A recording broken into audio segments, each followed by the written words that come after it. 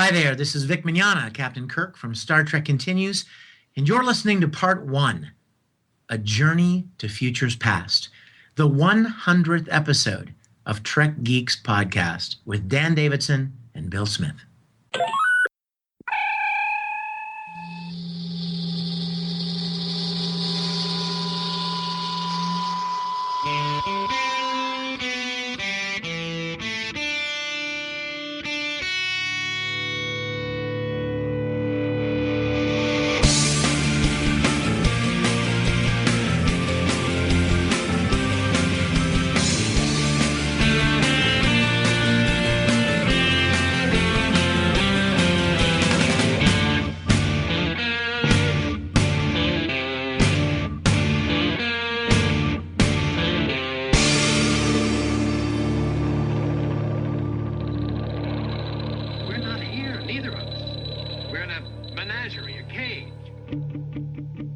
Welcome to the biggest little show this side of the Alpha Quadrant and to episode 100 of the Trek Geeks Podcast.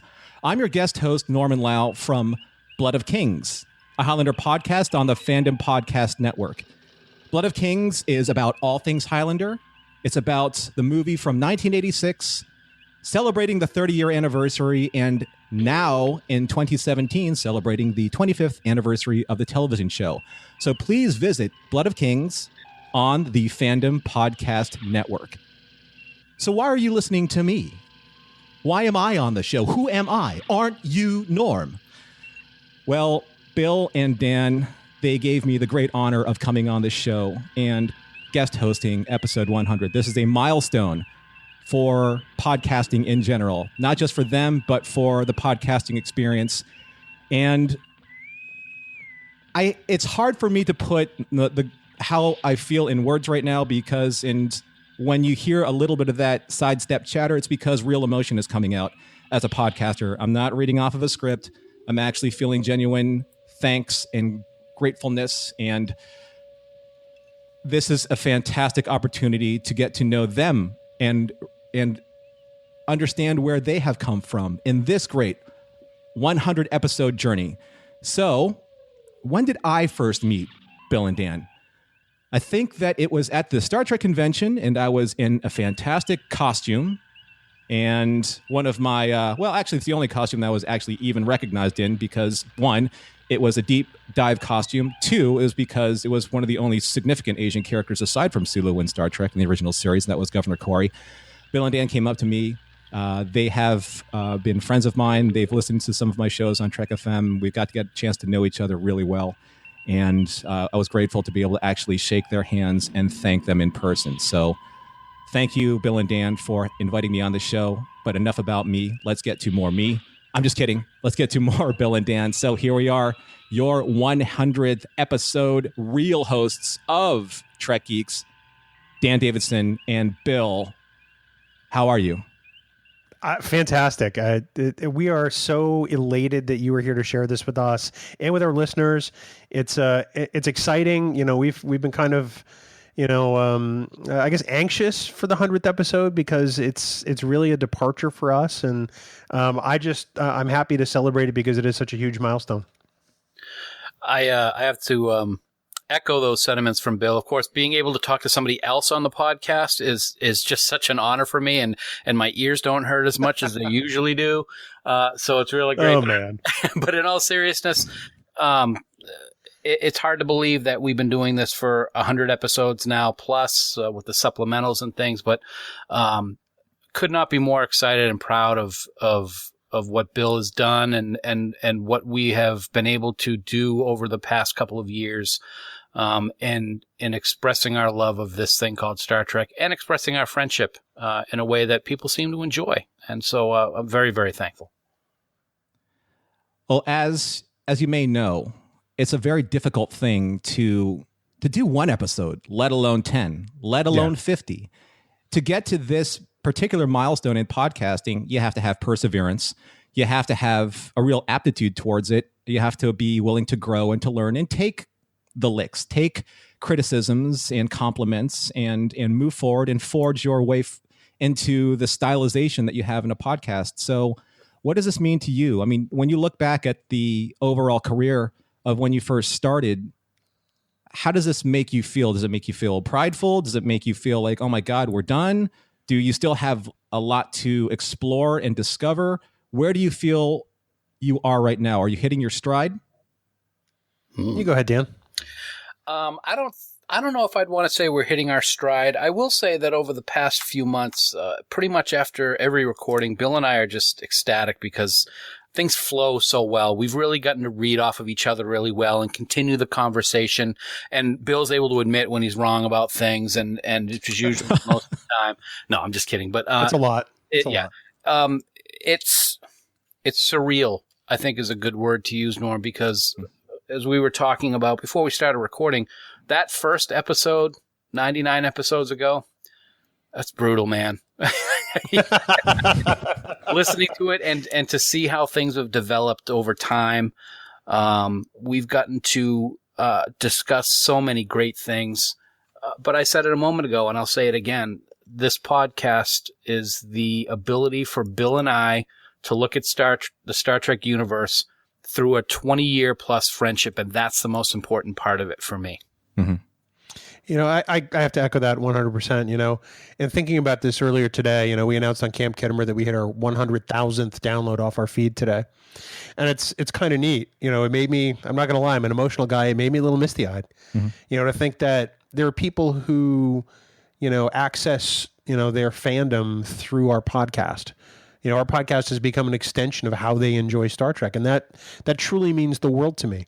You know, I never really thought that would be a byproduct of us just getting together and talking about Trek. So where are we? I think we're just really getting started. You know, this is 100. I can't wait to do this again at 1100, you know, or 2100, you know, God willing, if you believe in that sort of thing. I think that I hope our stride is coming at some point. I don't know that we've hit it yet, but I'm happy for the experience so far. Well, one of the things that listeners like hearing, they like hearing the impetus, the origin story. Why did you guys decide to do this? Why did you guys decide to join forces? And there's a little bit of a chuckle there. Yeah. There's a point in time where friends to get together and podcast, and it's almost as if, you know what? We would have these discussions anyway. Let's just throw a microphone in front of us and go for broke and see what happens. So how did this all start? Was there a specific conversation? Was there something like, hey, I'm going to get on the phone with Dan, Bill, let's talk about Star Trek because we miss it so much. How did it go? We were at Trek Boss, the creation convention in Boston in, what was that, 2014, Dan? 2014, yes, sir. And you and I at that point hadn't seen each other physically in a decade at least. Right. Mm-hmm. And we said, well, you know what? We haven't been to a Star Trek convention together. Let's go to Trek Boss, because Avery Brooks was supposed to be there. Spoiler alert, he canceled. Garrett Wong was there, and Bob Picardo, and Terry Farrell was there, and it was a great lineup for Boston. It's the last convention they actually did in Boston, so it's probably our fault. And it was like we never lost touch. It was like we had been in the same room together the entire time and not missed it that decade. So sitting there, I was thinking, well, I was listening to a lot of podcasts at the time. I'm like, you know, this works as a podcast. So I brought it up to Dan, and Dan's reaction was, what's a podcast? And yeah, I don't want to do that. Yeah, I will admit I was very unfamiliar with podcasting at that point.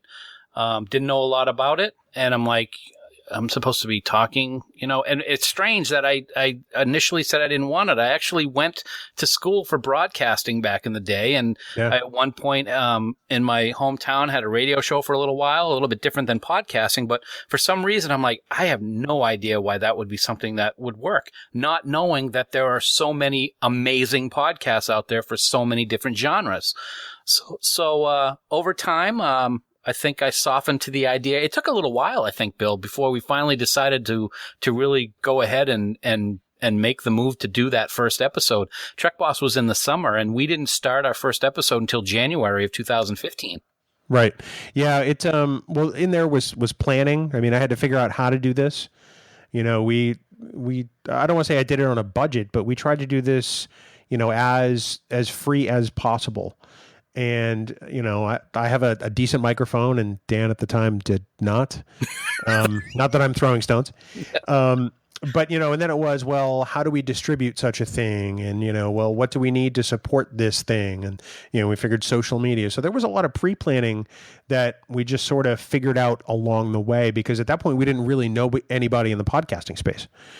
And then one week I just said, hey, so let's give this a try. And he goes, I don't know, dude. And I said, no, well, the worst that happens is we never release it. He goes, oh, okay. And that was episode 1. Right. Fantastic. Which Bill likes to fondly call the hostage tape, which kind of rings true, I think, a little bit. Well, like I said before, and we were doing this off air, I mean, I'm really looking forward to having you guys kind of revisit that, because there are things that start the podcasts. There are mission statements. There are reasons why you want to do this. And one of the things that I think that you have mentioned over the course of your tenure of these 100 episodes is that you are doing it from the filter of two friends sharing a 20-year Star Trek fandom experience together. So is that something that you always put at the forefront when you're generating your content?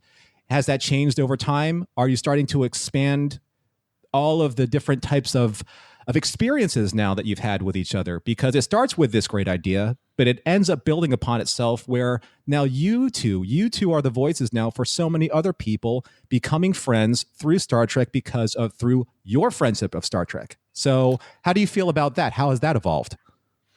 It has always been the lens through which I framed the podcast. Dan likes to joke around and call me the executive producer, and I suppose it's true in large degree. I mean, I came up with the format. I came up with, how we were going to produce the show. I came up with, the segment breakdown, and that evolved over time. And pretty much the whole thing has kind of been, hey, let's try this. And he goes, okay, whatever you want to do.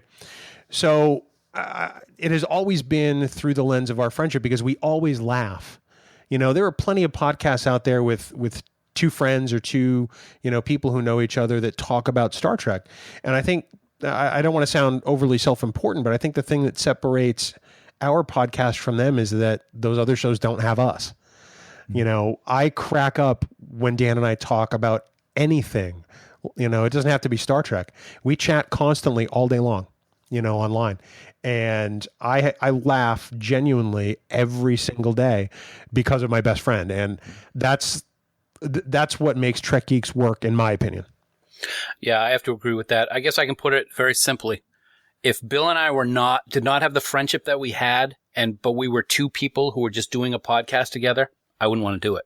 It's as simple as that. Without that friendship, I do still love Star Trek. It just wouldn't be the same, and I wouldn't have the interest. I look forward every week to putting my headset on, turning my mic on, whether it's a good mic or a bad mic, and having the discussions. Because I'll tell you what, if you heard some of the stuff that we don't actually get to put in the recording,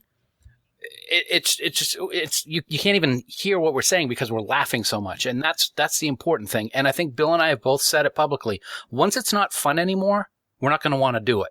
Sure. But it's always fun. So it's going to last forever. And see, folks, with the, you can hear this show is kind of devoid of laughter right now. That's my fault. Because you're wholly unfunny, Norm. I am. I've brought so much seriousness and gravitas to this show that it's really kind of taken them off of their format. We're off of a little bit kilter here. That's what happens when you deal with a big league podcaster like Norman Lau. That's all I'm saying. This is what happens when the Romulans come into town. It's not fun anymore. This is business now. That's right. So as you've grown throughout the podcasts, your friendship has obviously grown together. You have done probably more things together in the last few years than the 10-year span, obviously, where you were apart from each other. Were you always fans of Star Trek, even while you were apart, or has Star Trek made your friendship grow and become that much stronger? Yeah, very, very simple yes to that question. I have been a Star Trek fan since I was a young, probably preteen. And it just grew. I think when I really started enjoying it was when the first motion picture came out in the 70s. I didn't like it at first because my brother always got to watch what he wanted, and he wanted to watch Star Trek, and I wanted to watch Gilligan's Island or the Brady Bunch or something like that. So the TV episodes I didn't really care for, or was always complaining about it until the movies came out, and then I started really getting into it, and that evolved exponentially as I grew up. And it only became stronger and stronger. And when Bill and I met and were working at the same company for a while, when we first became friends, it was through Star Trek that we actually started having discussions and getting to know each other and realizing that we were becoming good friends. And then within that time frame that we were not in contact with each other, nothing happened with Star Trek. It just became more and more important. Mm-hmm. Yeah, I agree with that. I've been a fan probably since I was about 6 years old, when Star Trek, the original series, was in syndication, hitting its heyday. And, like Dan, it was about my big brother and I, and, he wanted to watch Star Trek and I wanted to watch $6 Million Man, and he always won because he was the older brother. And he took me to a matinee of the motion picture in 79, and we both fell asleep. And that's a memory I've carried with me ever since. And, Star Trek has always been a part of my life that I can remember. I mean, I can't imagine a time or remember a time when there wasn't Trek involved. And the fact that I get to share it now with, a brother that I've adopted through the years on this podcast means the world to me. It truly does. Thanks, man. I would also want to chime in regards. We've talked about this a little bit on the podcast. I know we're going to talk about it probably a little bit more during the year. But Trek holds a very, very, very special place in my heart, not just because I love it so much and it's kept the friendship with Bill and I going, but I can literally say without any hesitation, without any exaggeration, that Star Trek saved my life. I went through a very, very dark period in the late 90s and very early 2000s. And I can say unequivocally, if it was not for Deep Space Nine being on television one night, I had the barrel of a gun in my mouth and I was ready to just finish it. I had everything all taken care of, all prepared. It was that episode of Captive Pursuit on Deep Space Nine that was playing that night. And that changed everything for me. And I was able to find that escape that I needed so bad during that dark time through Star Trek. Gene's universe saved my life. And that is one reason why it is such an important part of my life. Well, thank you for sharing that with all the listeners, Dan. I mean, that is a singularly profound moment for you. And we all have those moments in Star Trek where we're watching something, it makes sense. There are people out there that are struggling through life. They find something about this universe, whether it's the original series or the Next Generation or Deep Space Nine in your case, Dan, or Enterprise or the new movies or the original cast movies. There's something about Star Trek that still, after all this time, with all of the episodes and with all of the movies that have been created, even the new movies, where somebody can find that one point where they can say, humanity is going somewhere more positive than where we are now. And it's that moment where we have to believe that if we can just hold on a little bit longer and promote that positivity a little bit more, we can be a part of that movement. And I think that when it comes to podcasting, when you two decided to join forces and say, hey, you know what? In this great milieu of all these different subjects, not just in podcasting, but in Star Trek podcasting, how did you feel about trying to find the voice that's going to cut through and try and connect with that one listener where you can pass that along to make a difference in their life? What do you think it is about your format that allows you to do that, to reach out to them? I at first, I don't know that I thought that something like that would ever happen.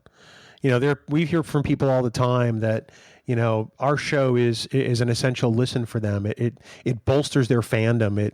It teaches them to reappreciate Star Trek again. And that's kind of overwhelming because I don't know about you, Dan, but I never ever thought that somebody would come to us and say that because frankly, we're just two idiots in New England talking about Star Trek. I mean, if you boil it down to its most, common element, it's two guys who laugh at their own jokes and talk about Star Trek, but it's with passion and it's from the heart. And I think that that's really what helps people find their love of Star Trek again, Right. because there's some nostalgia there. There's some, there's always a value in meeting people like yourself, and who love the same things that you do and love them the way that you do. And I think that's one of the reasons why Star Trek Las Vegas is so key to my fandom, for example. I get to meet people all the time who love this thing the same way that I do. And, I come away from it renewed. And I hope that's what Trek Geeks does on some level for somebody. And we're just fortunate enough to hear from people every now and then that it does. And that gives me an overwhelming sense of gratitude. It really does. I agree. I think that's what's important about what we do is, I said it a few minutes ago, if we were just sitting here talking blandly about, inverse tachyon fields or positronic nets, this, that, and the other thing, and facts and figures about Star Trek, who would, I don't know if I would want to sit and listen to that all the time, but we have a very unique relationship in that, and I think that shows through the airwaves, so to speak. I think people can grasp onto that, and I think that people can sit there and go, wow, they really have a passion. It's kind of hard to describe, I think, Norm. Mm-hmm. It's funny because I think back to the first 2 pieces of feedback we ever received on Trek Geeks, and they are burned into my memory, and I will carry them with me for the rest of my days. The first one was, you guys need to be more like Mission Log because they're a great podcast. That was the very first piece of feedback we ever received. The second piece of feedback we ever received was essentially, and I haven't committed this one to memory, but I remember it in spirit and tone, was essentially, you guys are annoying. You laugh at your own jokes, and I really can't listen to you anymore. And I said to myself, okay, that person doesn't get it. I'm sorry they didn't enjoy the show, but this is what the show is. I mean, there are times where we're juvenile, I'm not going to lie, but it's fun. If I get to throw out of your face at Dan, it makes my night. It really does. And it's puerile and it's childish, but that's who we are. We like to have fun, and, we could be serious. We could do this 100 different ways and not laugh at all. And I don't think people would enjoy it as much. Young at heart, I think, is a good term to use, Norm and Bill. That's what we are. And not just here. I think both of us are, in real life. And I think it's a very integral and important aspect of what we do every week on the podcast. There's no Star Trek makes you feel young at heart. It makes me feel young at heart, and I'm sure it does for millions of other people. And to be able to express that, and for people to listen to it and appreciate it and like what they hear, is the biggest compliment I could ever get in my life. Do you guys remember, or has there been a meeting with a fan that you've met at a convention that has been really, really, really momentous to you? Something that has said, you know what? Sometimes I don't want to do the podcast. Sometimes I just want to give it up. Sometimes I just it's just too much work, because it is. I don't know if people out there really understand how hard it is to do a weekly podcast. It's a very difficult thing to write the script, to do the production, to do the editing, to get it out on a weekly basis, because it's a product that we want to give to all of our fans. But there are those times, there are those moments where, you know what? That moment is all worth it. Did you guys have that moment? Yeah, there was a moment. Unfortunately, I usually have all this information in front of me. There was a gentleman who came up to us at Star Trek Vegas this past year. We were in the dealer's room near the giant display that they had for the makeup that they did this year. And we were standing there. We were talking with Ken Ray from Mission Log, actually, speak of the Mission Logs. And a gentleman came up, and he just stood off to the side and waited for us to finish. And he came over and introduced himself and said that he loved the show. He listened to it all the time, and he was wondering if we could do him a favor. And we said, oh God, yeah, sure. What? We went over to a table, and he pulled something out of his backpack, and he opened it up, and it was an old, gosh, Bill, what was it? 1970 something. It was a Trek. It was like a Trek fan magazine. Like a newsletter. Newsletter. Yeah. And he opened it up, and there were autographs all over it of the original cast members and Next Generation people. And he said, I love your podcast, guys. I listen to it every week. I want you to autograph this for us, or for me. And we were stunned. I don't think we really thought it was serious. And they were literally, he said, these 2 spots are right here for you. And it was right in the top of the newsletter. that for me was the, oh my gosh, this is real moment, I think. I can tell you exactly who it is, and I can tell you where he lives because I have it committed to memory. His name is Tom Durr, and he's from outside Houston, Texas. Texas, I knew it was and Texas. he's a fantastic guy, and it has provided one of the single best moments in producing Trek Geeks. To say we were overwhelmed, is an understatement, and it's probably one of the greatest honors I could ever have received as a fan. Because, I don't necessarily think of myself as a podcaster or somebody with an audience, because first and foremost, I'm a fan, even though I am those other things. Mm-hmm. So there's something special that I wanted to kind of pivot to. And I think it's something that it's a hallmark of this particular celebration that we're talking about, this 100th anniversary. The two of you, well, let's be fair about it. Let's be honest about it. Trek Geeks is now a brand in the Star Trek community. Yes, it is. And you have great merchandise. You have these great logoed shirts and T-shirts that everyone loves wearing. You have hashtag Trek Tuesday. We see that online. We see that on Facebook and Camp Kittery, which is fantastic. I think a lot of people love, they get into the spirit of it and they show off their Trek fandom. And a lot of it has to do with the Trek Geek stuff that they're wearing. But there is something that is going to change for Trek Geeks. And that's something that you will be unveiling soon. Would you guys like to talk about that? Yeah, I'll take this if you want, Dan. Yeah, absolutely. I'm looking at it right now, kind of drooling a little bit. Yeah, the album cover art for Trek Geeks has changed. I admit to having rudimentary Photoshop skills at best, and they are slightly better than Dan's, which is not saying much because mine are really bad. And some time ago, I want to say this past fall, I reached out to Aaron Harvey from Trek FM, who hosts a great podcast called Saturday Morning Trek, and in addition to being Trek FM's art director. And I said, hey, Aaron, what do you think about designing us our own unique Delta for the podcast? And he liked the idea. And so we talked, and I gave him a couple of ideas. And then eventually he came back with a design that was nothing like I imagined, and it was light years better than what I could have hoped. So with this episode of Trek Geeks, we debut the official Trek Geeks Delta on the album cover. And you probably see it at this point if you go to iTunes too with our new album cover art. But it's something we're really excited about because I think it helps us stand apart, but also stand on our own 2 feet in a way. We're not relying necessarily on the classic Delta like we did in our artwork for a while. We've reached that zone where it's like, okay, let's take this out for a spin and let's declare ourselves as different and bold. And that's really kind of what the best way to describe the Delta, I think. Yeah, I was the morning that Bill sent me the new logo. I was like, that is like, I can't say it because I'll have to bleep it out, but it was that amazing. And I'm like, it's nothing like what we discussed. It's so much better. And that doesn't take anything away from the design that Bill had originally come up with, because that was phenomenal what he had. And we're never going to tell you what it was. But this new one is just so much at a higher level than what we could have expected. And selfishly, it's going to be our unique logo. And it's going to be the thing that I am going to be so proud to display everywhere.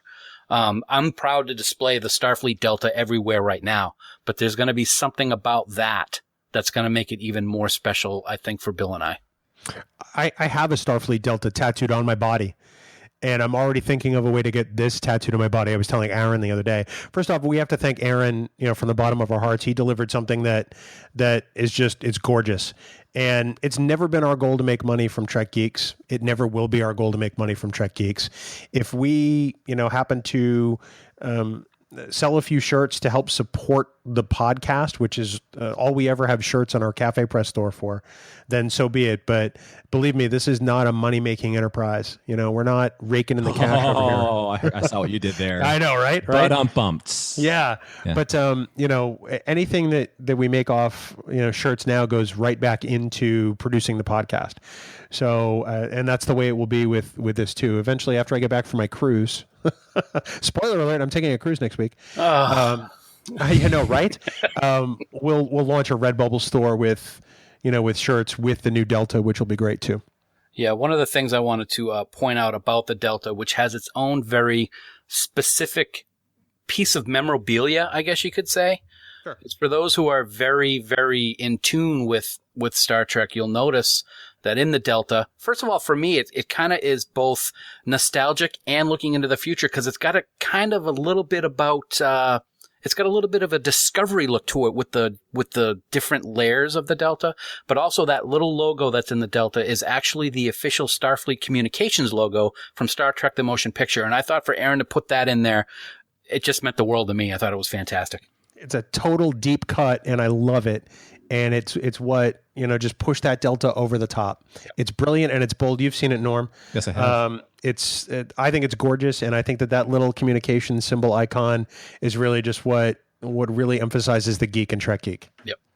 Well, I mean, both of you have significant Star Trek tattoos that mean the world to you. I know, Bill, you have Boldly Go, and I know, Dan, you have that lovely Defiant that's on. Thank you. That's been done in the last, few years those were done? I got that done, and Bill had his done, a year and a half ago, Bill?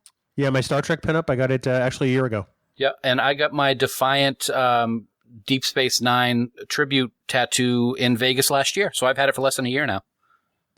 So when you choose something like that, Dan, obviously Deep Space Nine is profoundly meaningful for you. Mm-hmm. But Bill, I'm still kind of on the fence of where you are with kind of like the hierarchy of where you are with Star Trek. So, Deep Space Nine has become my favorite.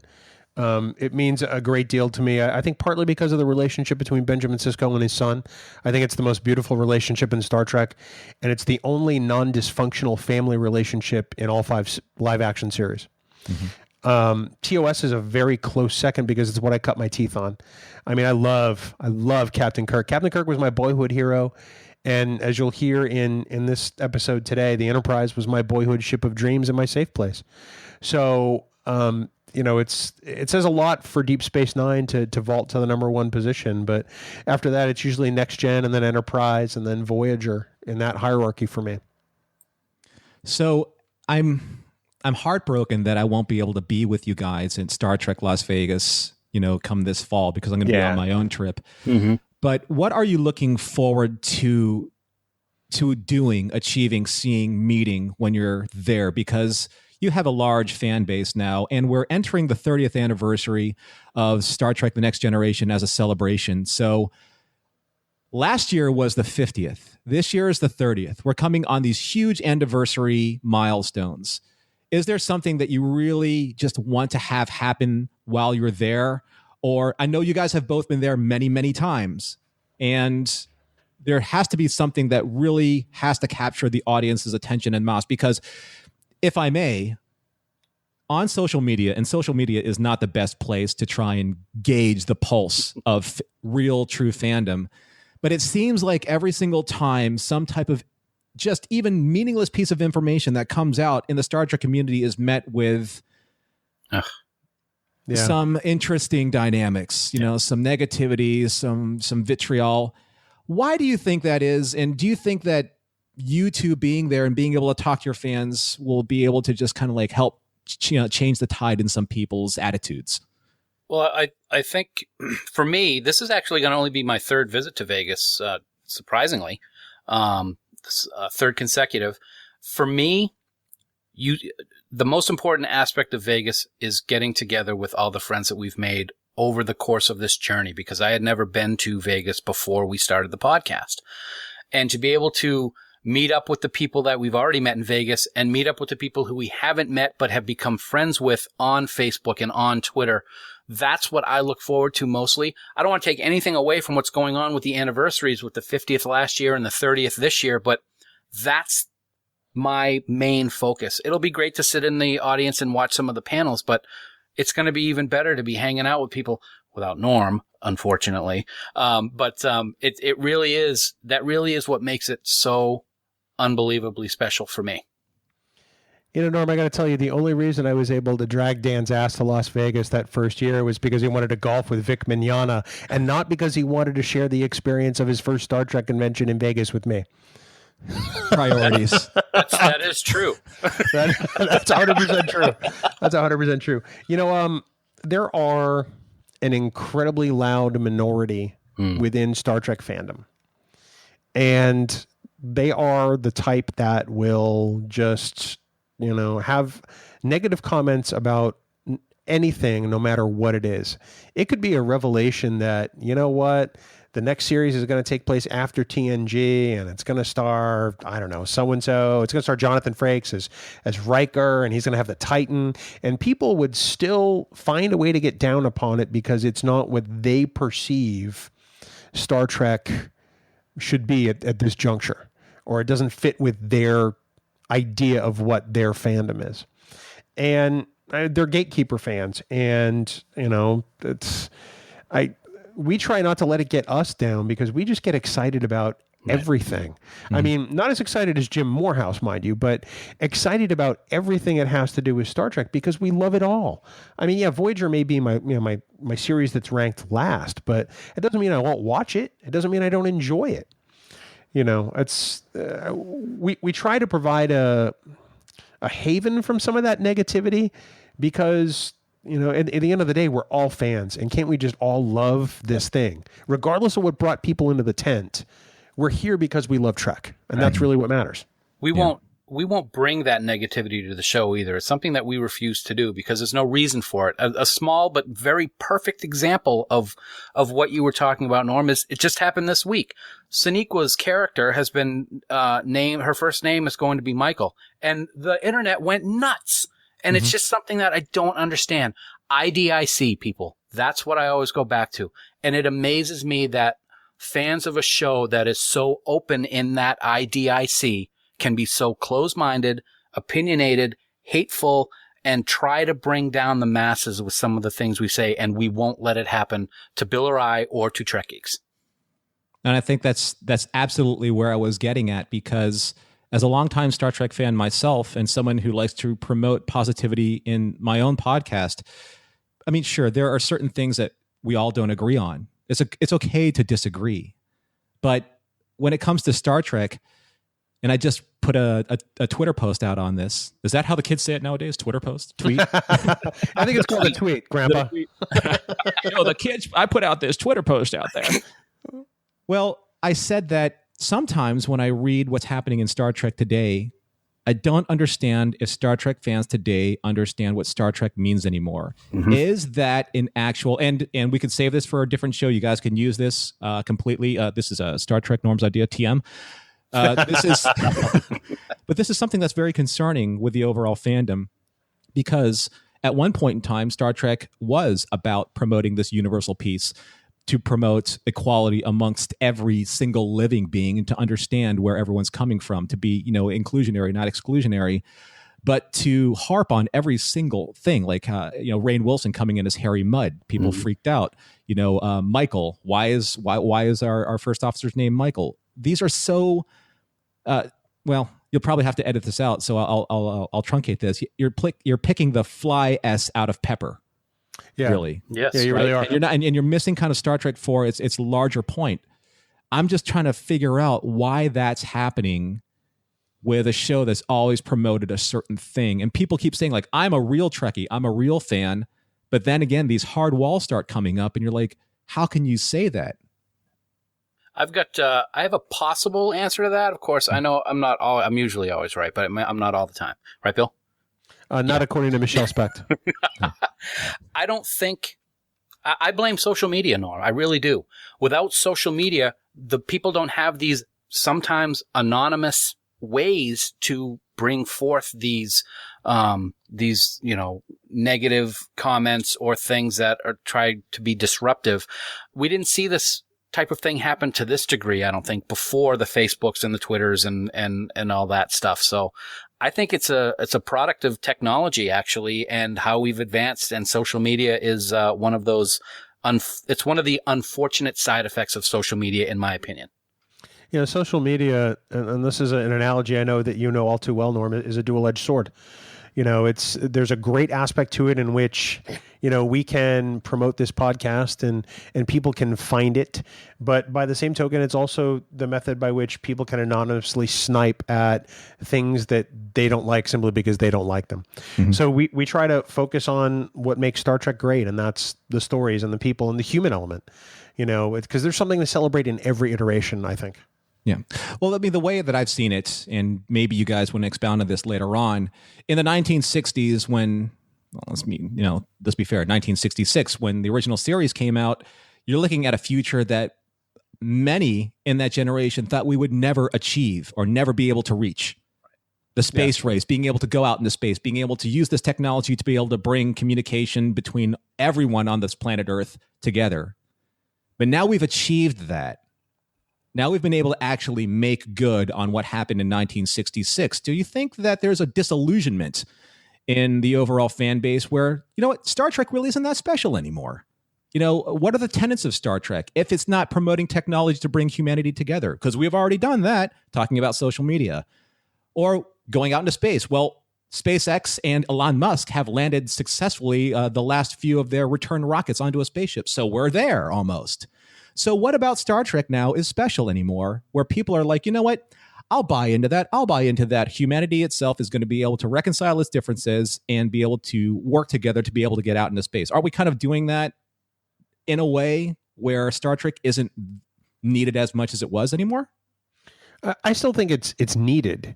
You know, I think that Star Trek approaches the future from a place of incredible optimism, and I think that that's what we lack in our normal everyday discourse today. And I think that the byproduct is, people don't apply that to their fandom.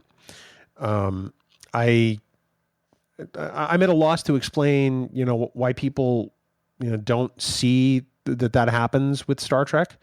Maybe it's the franchise nature of Star Trek now, where, okay, well, we'll get a new series or we'll get a new movie.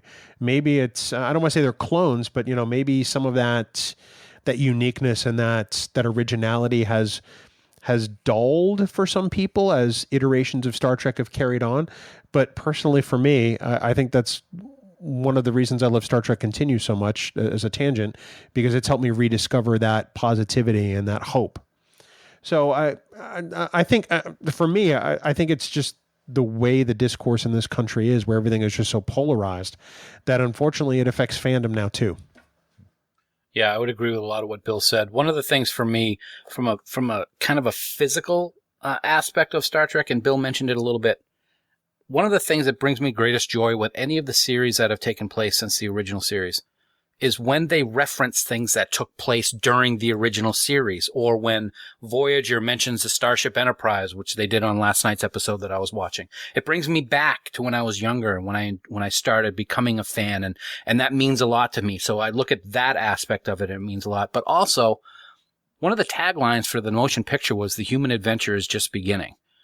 One of the things that I remember, I don't remember seeing a lot of interviews with Gene Roddenberry, but one that I've always remembered is he's sitting in front of this god-awful paint-splashed looking backdrop talking about how his vision for the future is one of hope and one of optimism and one that people have put aside their differences.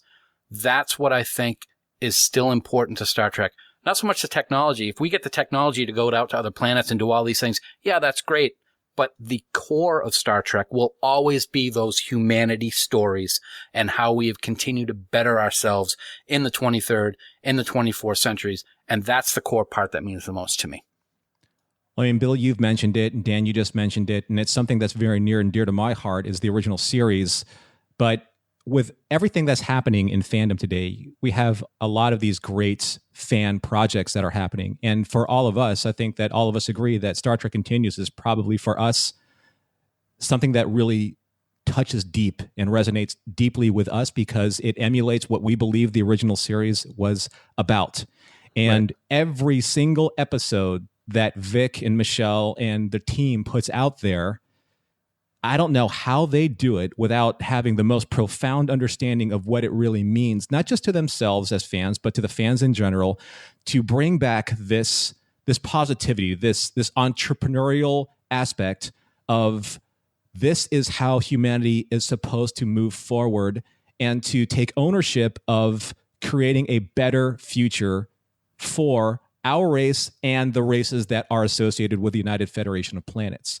Now, with Star Trek Continues, there's something that we're going to talk about very soon that is very incredibly special to both of you. And there's an audio documentary that you have created for a very significant trip. This trip and let me know if I'm overreaching. This trip is probably one of those life-changing moments for the both of you. Absolutely. Yes. Yeah, without a doubt. So, I'm sorry, Bill. Go ahead. No, I was going to say I think Dan will agree with this. You know, it's I make this reference in the audio documentary that you'll hear, you know, later on. It's kind of like the first time a little kid walks into church, you know, and you're met by that, you know, this gigantic space, which is meant to make you feel small and to intimidate you. And the first time you step into the corridors of the Starship Enterprise, it's very much the same feeling. It does feel intimidating because this is something you've loved your whole life, and you finally get to reach out and touch it. Mm-hmm. It's tactile. You know, there's something real to it. It's tangible, and it's a moment that I will take with me forever, quite frankly. Yeah, there are no real words to describe what that feeling is the first time that we saw that bridge lit up and working. We weren't on a set. We weren't. We were not on a set. We were there. We were sitting on the bridge. I kind of compare it to, and it's not as big possibly as what Bill just talked about, but when you're a little kid, being from New England and growing up in New England, the first visit to Fenway Park. Yeah. That is a tradition that every youngster in New England, I think, needs to experience. It is an amazing moment. You walk up the stairs and you see this field that you've, you know, grown to love, even if you've only just a little kid, you know, in your 8-10 year range. It's a moment that people don't forget. This is exponentially higher than that first trip to Fenway for me. It is one of the top moments in my life in terms of experience and just sheer awe and appreciation. And you were given the Cook's tour in a way. Yes. I think that was an easy thing to say. But did that make the experience a little bit more special? Because there's the tour, and then there's the velvet rope tour. Yeah.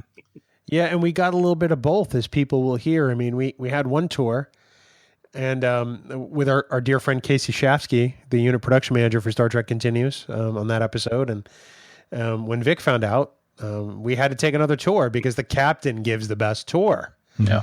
And that in itself, both tours were amazing.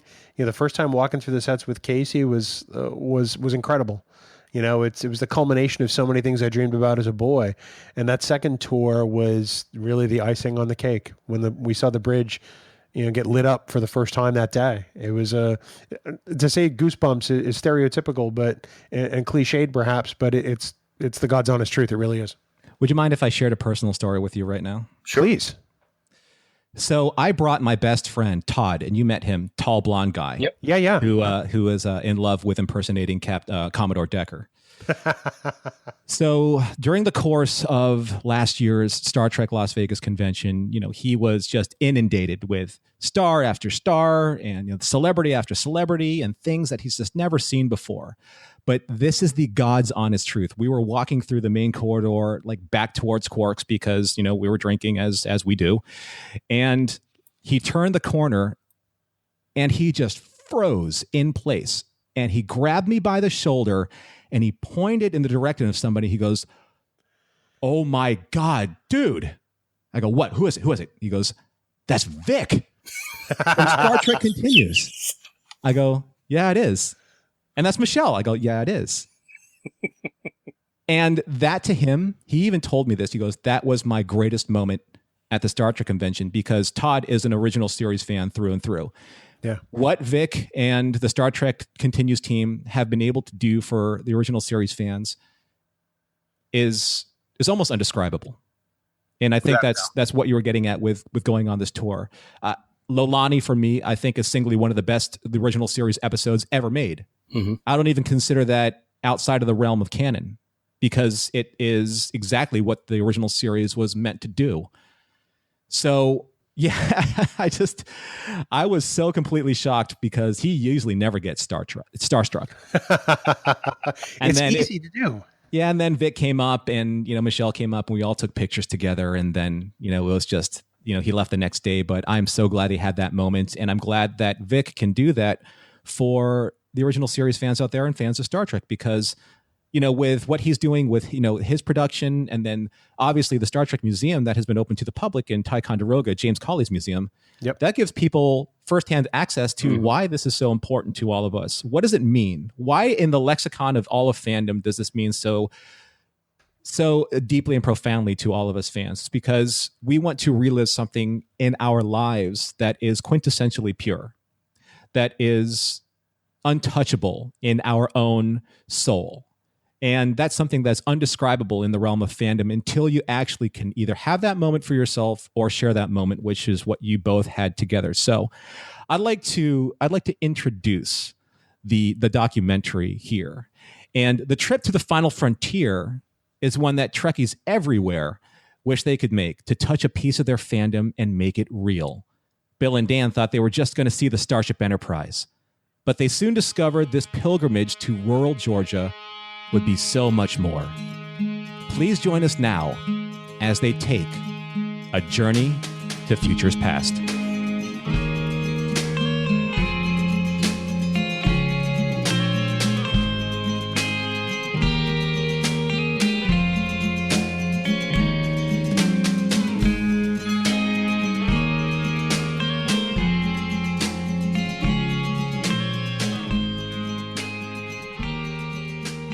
Most stories start at the beginning, but this one starts at the very middle of our trip. After our first day on set at Star Trek Continues, we were invited to dine with the cast and crew at an unnamed restaurant chain steakhouse. Upon our arrival, we saw 30 to 40 people laughing and telling stories. They were all friends and all committed to making this series the best it could be. When the meal concluded, and we were all making our way back to various hotels, Vic Mignogna came up to us to say goodbye. He was headed out of town for a few days for a prior commitment. He shook my hand and thanked us so much for being there. In reply, I said to him, Vic, back when you were on the podcast, I made this statement, and being here now, I can tell you without hyperbole, that's more true than I thought possible. This is not a project of vanity. This is a beautiful thing you've created where all of these people come together and create this show that we all love so much. And I can't thank you enough for allowing us to be here for just a couple of days. I could tell that hearing those words meant a lot to him. He thanked me and then said the following: please, tell that story. Let people know what we're all doing here. I want people to know. The more we thought about it, the more we realized that Vic was right. Star Trek Continues is so much more than just the actors who play the iconic characters that we've loved for so long. We immediately thought that the best thing we could do in telling this story was not only to talk about what we saw, but, and probably more important, who we met, and the stories of those individuals who come together for a few weeks a year to bring these stories to life. They are an amazing collection of people, and their work here will stand the test of time. We thought our journey was to walk the corridors of the Starship Enterprise, and it wound up being so very much more. We arrived as observers, and 48 hours later, we left as friends. We can think of no better way to honor those new friendships than to tell the story that we were asked to. A story of community, of family, and of synchronicity. It's a story that begins, of all places, on a golf course in Las Vegas, Nevada. A journey to futures past. Beaming aboard Star Trek Continues, Part 1. The 100th episode of the Trek Geeks Podcast.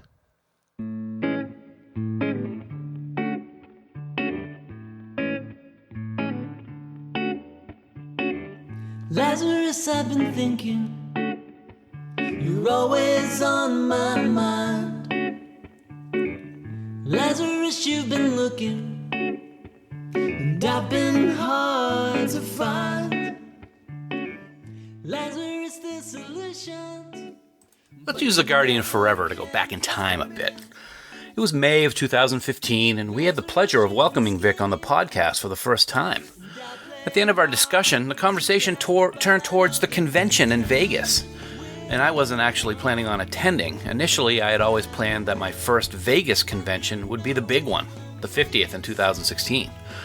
Anyway, Bill goes on a ramble in great detail about the history of his trips to Vegas every year for the convention and the night golf with his friends, which had become a tradition, and Vic is just loving every minute of it. So Bill says, "Hey man, why don't you just join us for a round of golf?"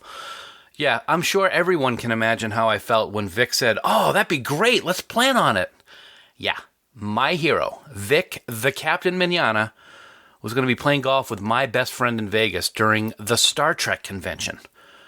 Well, I couldn't have that, so I frantically did my research, talked to Bill's lovely wife, Kelly, and after getting the okay from my lovely bride, Susan, surprised Bill on the next episode of the podcast that I would be joining him in Vegas for a week of fun and, oh yeah, golf with Vic. So as the weeks until August's arrival went by at a snail's pace, we both kept in touch with Vic and made the plans to really play golf while we were out in the desert. I really don't think it was going to be happening. I didn't believe it was going to be happening until it was actually happening. You know, there's always possible changes of plans, so I didn't want to get my hopes up too much. And that first bout of panic actually hit me earlier in the afternoon that day when my phone rang while I was in the vendor's room looking at merchandise. The phone number wasn't one I recognized, but I figured since we were in Vegas, it's probably not a good idea to let anything pass unanswered, so I answered the phone, and man, I am glad I did. It was Vic. The Vic. Mr. Mignogna calling me on my phone. At first I thought, uh-oh, here we go. But Vic simply wanted to push out golf for about an hour, so that was cool. Phew. Fast forward to that evening. Of course, this is nighttime golf. Bill, Mumph, and I were at the Rio awaiting the arrival of Vic in the lobby so that we could head out to the golf course, and we were actually joking as to what he'd be wearing. And I casually mentioned that it would certainly be Star Trek related. So sure enough, about 10 minutes later, we see him walking towards us with a huge smile on his face, carrying several golf clubs in hand, and wearing a black TOS t-shirt with the TOS letters in the colors of the uniforms.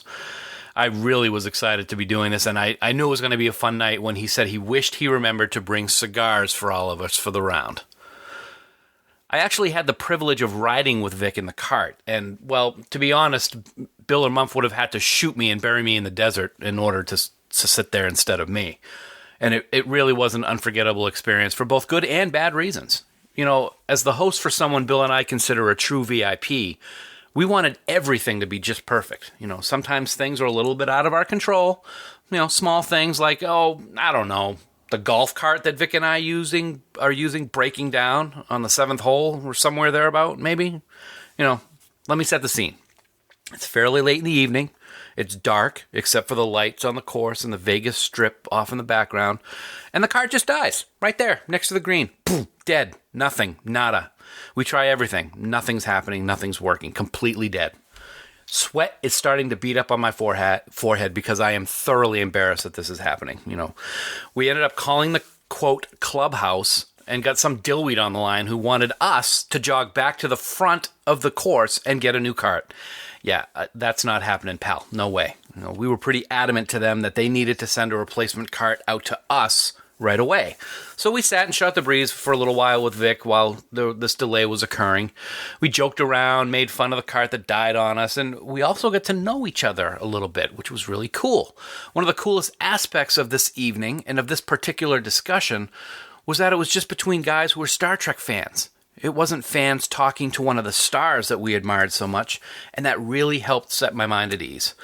So as we saw the two carts coming up the path, we unhooked our clubs from the dead cart and transferred them to the new one while the course employees tied a rope around the dead cart to tow it off, hopefully, to its final resting place.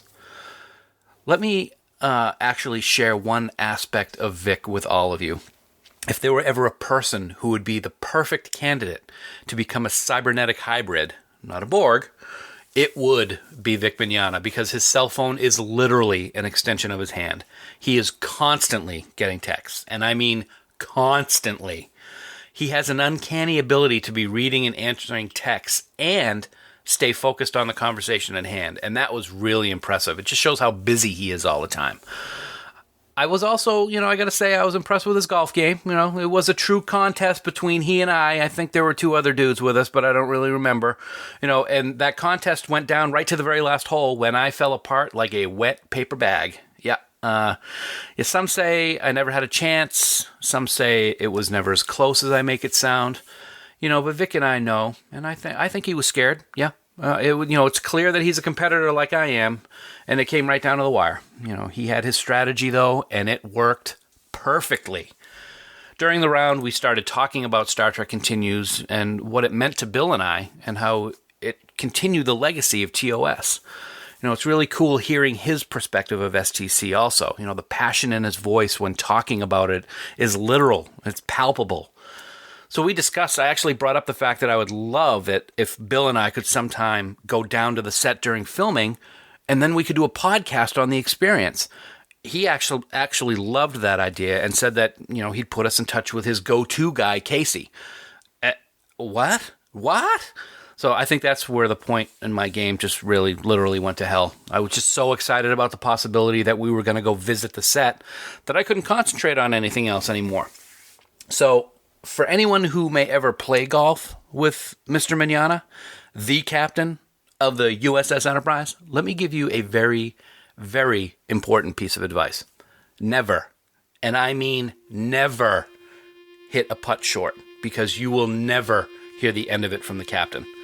And he may throw in a couple of colorful metaphors to describe your lack in strength of said putt. Believe me, I know.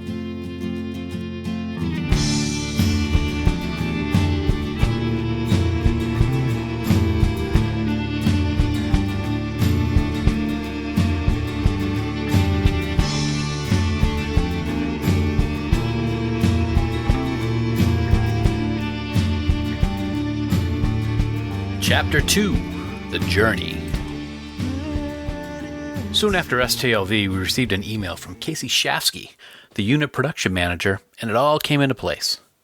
Casey has a lot on his plate for these shoots. The guy is literally the glue that holds it all together when everyone goes to Georgia to film an episode, so pretty much what he says goes. Well, unless Vic has anything to say about something. He really is one of a kind, and one of the best things about this trip was getting to know him and become his friend. Bill and I shared a couple of introductory emails with him, and he advised us of the dates and schedules for our visit. As we were new to being with the group, he felt it would be important that we be staying at a different location than the cast and crew, which was totally understandable. The good thing about Kingsland is that all the hotels are pretty much right next to each other anyway, so we were able to make reservations very easily. Casey advised us that we would be able to visit the set for 2 full days of shooting, which we were completely ecstatic about, and that, of course, everything was top secret and not to be discussed with anyone before, during, and after our visit. Before we knew it, November was upon us, and we were getting ready for the trip of a lifetime. But oh, how frustrating that trip turned out to be. The first leg of the trip was really uneventful. I stayed at my sister's in Nashua the night before and then drove to pick Bill up at his house on the way to the airport in Manchester, New Hampshire for our 1 p.m. flight to Baltimore. The flight was uneventful. But then in Baltimore, when we were sitting waiting to board our connecting flight, those dreaded words came over the speakers. Ladies and gentlemen, for those of you waiting to board flight 425 to Jacksonville, the aircraft is experiencing a maintenance problem, and at this time, the flight will be delayed. Great. I'm a worrywart. A lot of people know it, and Bill certainly does. I always have to ask him the smallest details and make sure that they look okay with the album covers that I work on. So I'm always worrying about the worst case scenario, and the delay in Baltimore was certainly no exception. What if we get stuck here overnight? What if we are unable to get to the studio on time? What if we have to cancel? And I'm sure Bill was quite ready to kill me. But luckily the delay was only about 3 hours. They had an extra plane at the gate because Baltimore is a hub for Southwest Airlines. So I kept Casey updated as often as I could, but since it was going to be close to 10 before we arrived in Kingsland, we made the decision to just meet at the studio the next morning instead of trying to meet up for a late dinner. We arrived in Jacksonville, got our luggage, picked up our rental car, and drove up to Kingsland, Georgia. It had been raining most of that afternoon, and it was very humid, so the drive was very difficult because the window was really fogged up, and the wipers were practically non-existent. But we made it. We arrived at our hotel and unpacked and got settled in for what was sure to be a long and exciting couple of days. A little bit of backstory. Every time I go to Walt Disney World with my family, we have some unique phrase that we use constantly throughout the trip. Even though this trip was with Bill and not my real family, quote unquote, this trip was no different. Every night after the lights went out, and every morning when waking up, I would start singing as Aaron Neville. Look at this man. And I don't think Bill and I have laughed so hard as when that would happen. Imagine going to bed, no noise for a good 15 minutes, and then me singing out loud, look at this man. Yeah, it never got old. Look at this man was definitely the phrase for our STC visit.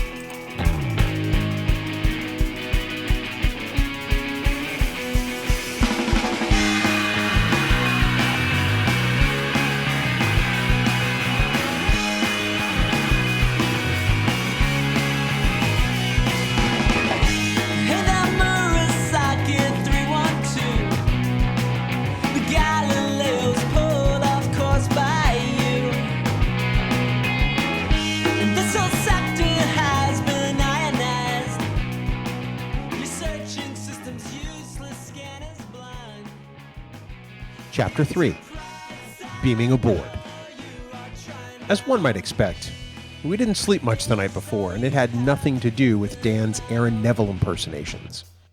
There was a lot of nervous anticipation and energy, and we might have felt like young kids waiting to race downstairs on Christmas morning to see what Santa had brought. It's really no exaggeration to say we were ready for the day hours in advance. Now, I'll admit it, I was antsy. I had no idea what to wear. I must have gone back and forth between various Trek Geeks shirts, and then, when Dan picked the same one, I decided we probably shouldn't look like twins, so I changed. I checked the gear repeatedly, and then I checked it again. I checked my backpack repeatedly, and then I checked that again. I made sure I had audio cables and charging cables and car keys and Advil and every possible thing that I might want or need. It's like I was packing for an expedition into the unknown, and in a way, I suppose I was in a sense. With that abundance of time, we decided to stop and get some breakfast, and it wasn't long before we discovered there was a Cracker Barrel in the area, and well, when hash brown casserole calls you pick up the phone and you say hello, that's all I'm saying. Now, every other Cracker Barrel in the country I've been to has been one of the busiest places on the planet. Well, not this Cracker Barrel. We'd hoped to be able to eat up some time and not get to the studio too early, but we found the one restaurant in this chain that nobody appears to go to. We made up 2/3 of the customers in this restaurant that day, and we had our food in less than 10 minutes after ordering. We just took this as a sign and figured we'd get to the studio early. Butterflies be damned. Okay, you ready? I'm ready. Let's go find this place. Oh my God. Let's see what's on the radio first. Look at this man. All right. I don't really know what to expect. Well, You know, I mean, it's like we get to do something that so few people get to do, and we've been invited. You know. Yep. But still, that doesn't make it any less nerve-wracking. Right. Because I don't want to be that guy. Right. Oh my God. Because usually you are. To some extent, I suppose that's true. It's a kind of a gray day. It's very gray. It's not as warm as it was when we came in last night. Yeah. But The sun's shining in my mind, though. it's going to be really incredible and weird and bizarre the moment we step foot near those sets. Oh my God. I mean, I don't even know if we're going to be able to have free reign and walk down corridors. Yeah. Or anything like that. Yep. But Which is another thing. How many of the places all throughout the country have the corridors or have all the different sets? I mean, we know that there's a few sets here and there of the bridge, but these guys got like the shit, man. So we're driving down this road, and we're in We're in rural Georgia to some extent. I would say that is a good description. Here's a guy who looks like he's wearing a cape. Yeah.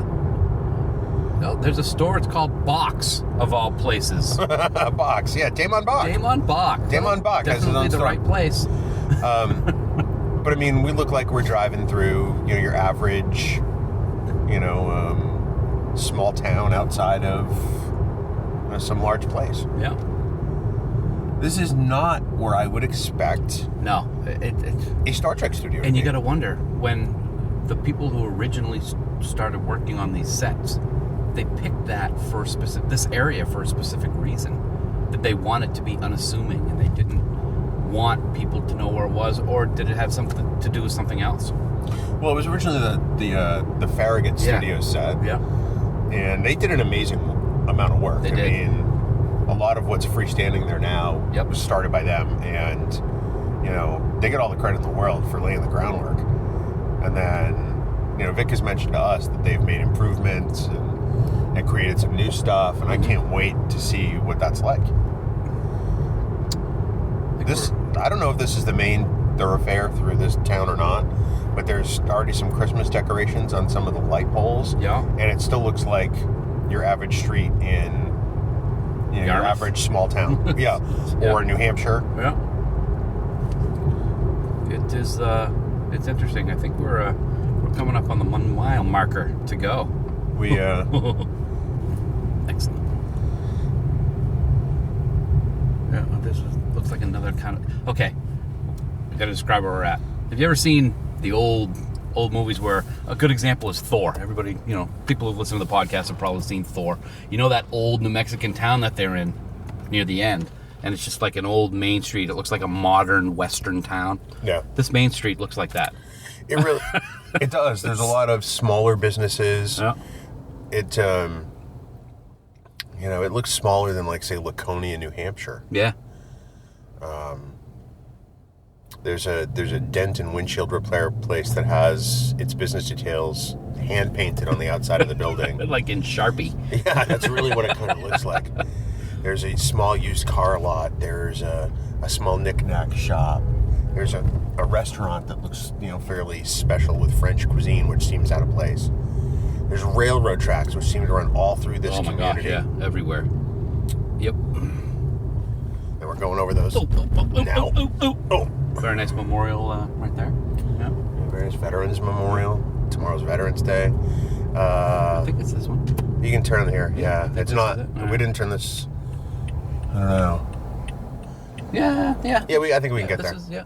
I think. I don't think it matters This is what the which GPS is saying, so this is what I'm taking. All right. I don't think it matters which of these turns we take, as long as we take the next one correctly. This looks like some typical southern landscape with like the trees hanging over the road. We are in the middle of nowhere. Yeah, that's a good way to put it.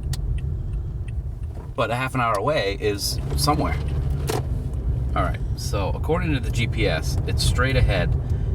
And is that a lot? No. What is that? I don't know. That's a different sign. Are we sure it's down here? I don't know. We have the right address? According to this, we do. Okay. All right. Oh, I bet it's that building. What the hell? It looks big enough. It does look big enough. It's definitely unassuming. Wow. Oh, this is totally got to be it. Yeah, there's all the cars. Okay, what? Wow. Okay, watch out for the mud. Yeah, so we could go mudding. Let's go mudding down here. My goodness. Oh, look at the puppy. There's German Shepherd up over the hill there. Look at that. They left us a spot right in the front. That's because we're VIPs. Okay. All right, we're here. We are here. Wherever here is. I hope this is it, because if not, we're probably dead. Kingsland, Georgia is the 12th largest city in the state of Georgia, going by landmass. Not far from the Okefenokee National Wildlife Refuge, what most of us would call a swamp, it's just over the state line shared by Florida and is bisected by Interstate 95. It's not far from the naval submarine base Kings Bay, the home of the U.S. Navy's fleet of nuclear-fueled Trident missile submarines. The irony of this fact, in particular, is not lost to either of us. The city has a population of about 16,000 and hosts an annual Labor Day Catfish Festival. Its historic commercial district was added to the National Register of Historic Places in 1994. On either side of the highway, Kingsland is littered with hotels and chain restaurants, providing a home port to those traveling the Atlantic Coast Interstate or visiting the area surrounding the subbase. It's probably the last place one would expect to find the final frontier. Arriving at the studio was really kind of odd. When we say it's in the middle of nowhere, we are not kidding. It is in the middle of nowhere. Once you get outside of the area surrounding the interstate, Kingsland truly is a stereotypical rural American town. You're driving through what looks like a residential neighborhood, and before you know it, there it is, in a building that no one would ever expect to be a studio, let alone a place where they make Star Trek. Truth be told, we almost weren't sure we were even in the right place. Pulling into the parking lot's large, muddy area, we were greeted by a wonderful welcome committee. The studio neighbors' dogs, two adorable German shepherds named Hope and Faith. They were probably more relieved that there were no aliens invading their territory again, which we have seen in pics with Todd Haberkorn in full makeup. A quick sniff and wag of their tail, and they were off to their big dirt pile to watch over their kingdom once again. Our first humanoid contact was with our pen pal, Casey Shasky. He was bringing out some garbage out of the studio when we drove up, and he walked us into the studio, and immediately Bill and I felt at home. It was normal, and it was inviting. Now, we mentioned a bit ago that this facility was an unlikely studio. Half of it used to be a garage of sorts, and the other half of the building used to be a church. When you cross the threshold of the door, you're met by two things: the episode posters from the current tenants and a Bible verse from the previous ones. 2 Corinthians 5:7, "For we walk by faith, not by sight." It seems slightly out of place, but yet it doesn't, especially given the faith that Star Trek fans have put in the volunteers who congregate here to create stories that so many have come to love. Casey brought us down a short hallway into a large room filled with tables and chairs, which was pretty much the area that everyone gathered in when they weren't shooting or working on the episode. That's the first thing I noticed. There were no separate dressing rooms for the stars, let alone trailers. Everyone hung out here together. Everyone was on equal footing, regardless of their job in the production. We immediately got the sense that this wasn't going to be an egocentric experience in any way. Adjacent to the common area is an office, but it's not an office in the truest sense. It's an empty room with someone's laptop on a table. There are no frills or office furniture, and certainly no brand new carpeting. It's a usable space where people can accomplish tasks. Just through the office is makeup. No cameras are allowed in, and since it's not a huge space, the only people in there are those being made up and the people performing their magic to effect the transformation. People like Star Trek Continues producer and makeup supervisor Lisa Hansel. It's a role she shares with her husband, Tim Vidito. Whether it's making up Tellarites, Orions, Vulcans, or even humans, their creations look as though they stepped right out of the original Star Trek. The time they spend here at STC, like that of many other people here, is their vacation. That's right, Tim, Lisa, and the others take time they would normally spend on vacation and spend it in rural Georgia creating Star Trek simply because they love it. Odds are, if you've interacted with STC on social media, then you've probably interacted with Lisa. In her element, she's pretty focused, and I'm almost afraid to say this, maybe even a little intimidating. That could be because I know she's a second-degree black belt. In my conversation, though, she is the exact opposite, and it didn't take long for Lisa to become one of my absolute favorite people on the planet. Recreating the look of such an iconic series is a huge challenge. I asked her about that, as well as how she got her start in the industry. Actually, it started at a Star Trek convention. Interestingly enough, I attended the Las Vegas Star Trek convention in 2005, and I was going to cosplay T'Pol. Oh, wow. My friends had told me that I resembled T'Pol, and I had this costume made up and everything. I had these really funky ears and no idea how I was going to put them on. I was thinking double stick tape. I really had no idea. And someone said, hey, there's this guy in the vendor's room who's doing special effects makeup. Go talk to him, get them put on. And sure enough, I found this guy doing just that and set up an appointment to get my ears and eyebrows done. And fast forward 5 or 6 years, we're married. That's awesome. So, yes, it was a match made in Star Trek. That is the best story ever. Right? I love it when people ask me how I met my husband because I get to tell that story. You're probably one of the few nerds that can actually say you found love at a Star Trek convention. I just want to point that out. I'll take it. So yeah, he was into it, of course, and I started assisting him and just kind of fell on board. And we run Impact Effects, which is our business, and I became more proficient in the beauty makeup, the humans, as well as the aliens, and that made us more marketable. And I've just been doing it ever since. That's awesome. So what's the biggest challenge you have in recreating the look of the original series then? That's really challenging because, as you know, the original series was shot on film, and everything we do is HD and digital. And even though there's a certain film grain and judder added in post-production to make our episodes appear more like the original series, it's still HD. So trying to recreate that old pancake style makeup look from the late 60s and still have it not just completely detract from the story in HD is a real fine line to walk, definitely. I can only imagine, I remember watching the original series and you always see the soft focus when it went to, women or close-ups of women in Star Trek. And you guys don't do that specifically, but you do have a makeup that looks pretty flawless on the screen, especially in HD. And I never really thought about that before. Yeah, it definitely is a fine line. Sorry, that was my Trekkie phone notification. That happens to Dan all the time. Don't worry about it. It happens on set all the time. Everyone's phone has exactly those notifications, and we never know whose phone's going off. That's awesome. Sorry. No, it's okay. So obviously, your phone is set to, Star Trek notification tones. How did your fandom start then?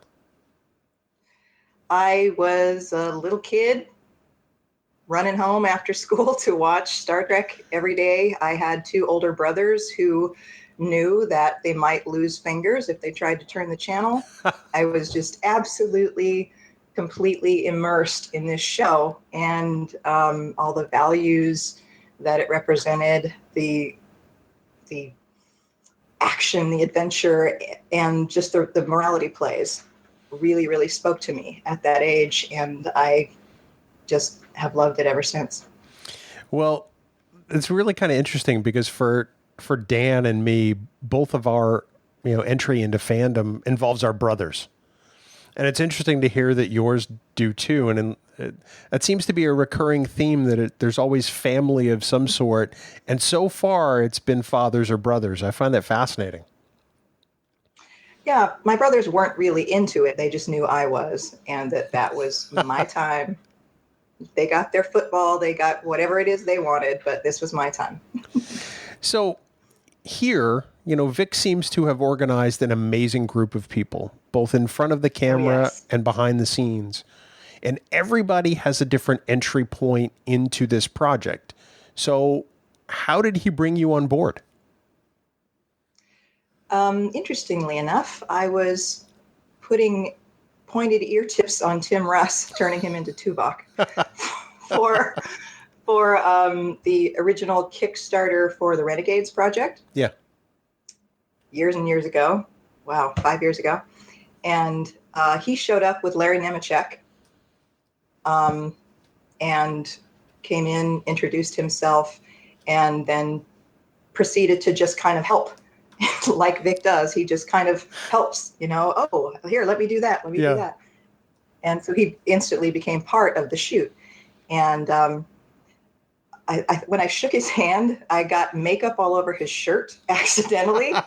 And he asked me for a wipe or something to fix it, to clean his shirt up. And oh, gosh, I'm so sorry. And then he asked me for a card, business card. And the next day he called me and set up a meeting with me and my husband, Tim, at Marie Callender's in Glendale, and just started telling us about this amazing project that he had in mind that he really wanted to do. And bear in mind, this is Hollywood. So everybody's got an amazing project. Everybody's got an idea. Everybody's excited about it. So you go in kind of leery, and you're trying to see all the tells and look in their eyes. And there was just something about him and his passion for this that was so magnetic and contagious. And of course, being a Star Trek fan, I pretty much bought it hook, line, and sinker. And I'm so glad I did.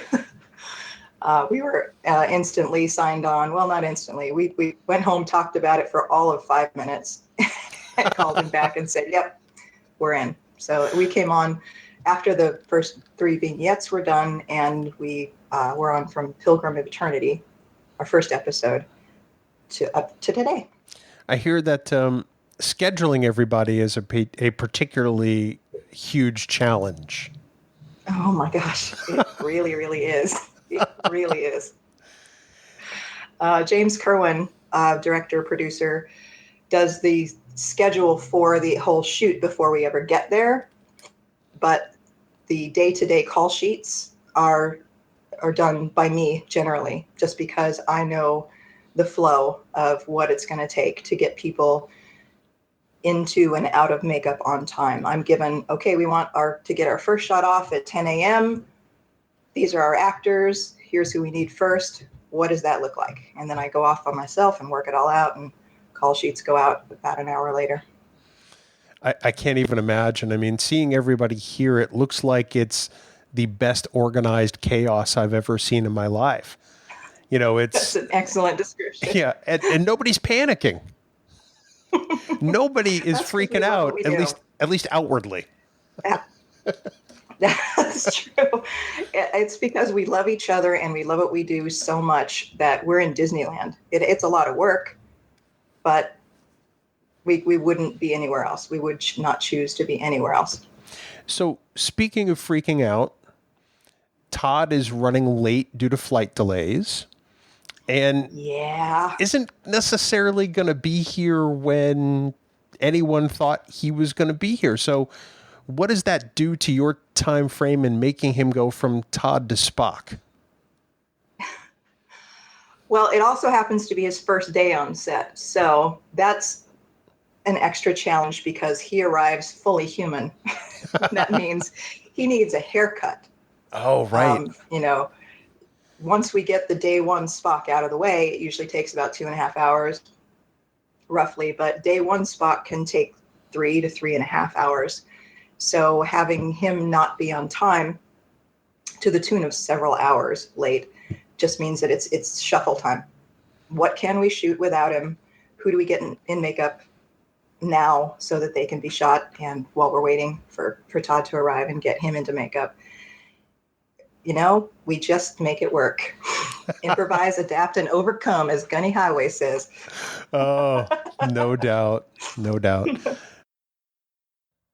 After a quick walk through the office and putting our jackets and equipment in the corner, Casey asked if we were ready for the tour.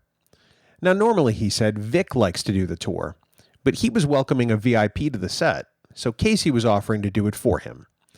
More about that particular VIP in a minute or two. Besides, he said, you can have Vic show you around later too. I'm sure he'll want to see your reactions to everything. This was it. We were about to walk onto the Starship Enterprise. And personally, I was nervous and giddy as hell. On our way to set, we stopped through wardrobe, where we finally got to meet two individuals who had been online friends for quite a while, Ginger and Hannah.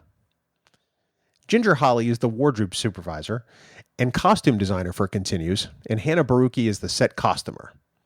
If somebody wears it on screen, they've had a hand in making sure it looks perfect. Being introduced to them for the first time felt like a bit of a reunion, even though we'd really never met. We'd seen their work and their friendship on social media for some time, and we'd felt like we'd known them for ages. We wanted to get their behind-the-scenes look on being part of such an amazing production. Now, due to the busy schedules the two of them had, we couldn't get them at the same time to talk about their experience, but it's really amazing how similar their love and dedication is regarding what they do for the show. First, we spoke with Ginger, and we asked her what she does with STC and how she got started doing it. So basically, as far as what I do here, I'm the costume designer for the show, and I'm also the wardrobe supervisor. Typically, on a larger set or a union set, that's two completely separate jobs. What it means for me in real world application is that I am full time for the production year round, give or take a couple of months every spring usually. That we have a little downtime in between scripts, but I design all the new looks for any character coming in that's never been seen in canon before. I also do the pattern drafting and the construction of looks that were matching from previous episodes, like you saw in Fairest of them all, yes. The mirror episode. Mm-hmm. We've done a lot of pieces like that. Divided We Stand, the Kirk green wrap was a custom piece that we made that I drafted, constructed, custom dyed, all of those kinds of things. Everything we make pretty much is in-house. So I have one or two staff that help me year-round, a few people that help me during pre-production, but the rest of it is mostly all me from my house in Florida, and then drive everything up in the car, cram it all in the car and hope it fits, and drive it up a couple times a year. And so that's the costume designer side, is doing the designing, doing the patterning, sketches. If Vic wants something new, sketching it out, sitting down with him, talking to him and James, those kind of things. And then the supervisor side is, on set. I'm in charge of all throughout the year, budgeting, pre-production budget, sourcing, ordering things online, getting all the materials in, staffing, hiring and firing, on set, monitoring, watching the monitor, making sure quality control, everything, and assigning jobs to the staff. So it's a lot. It's a big So basically you don't have a lot to do when you're it's so boring. Yeah. So boring. I just play video games all day.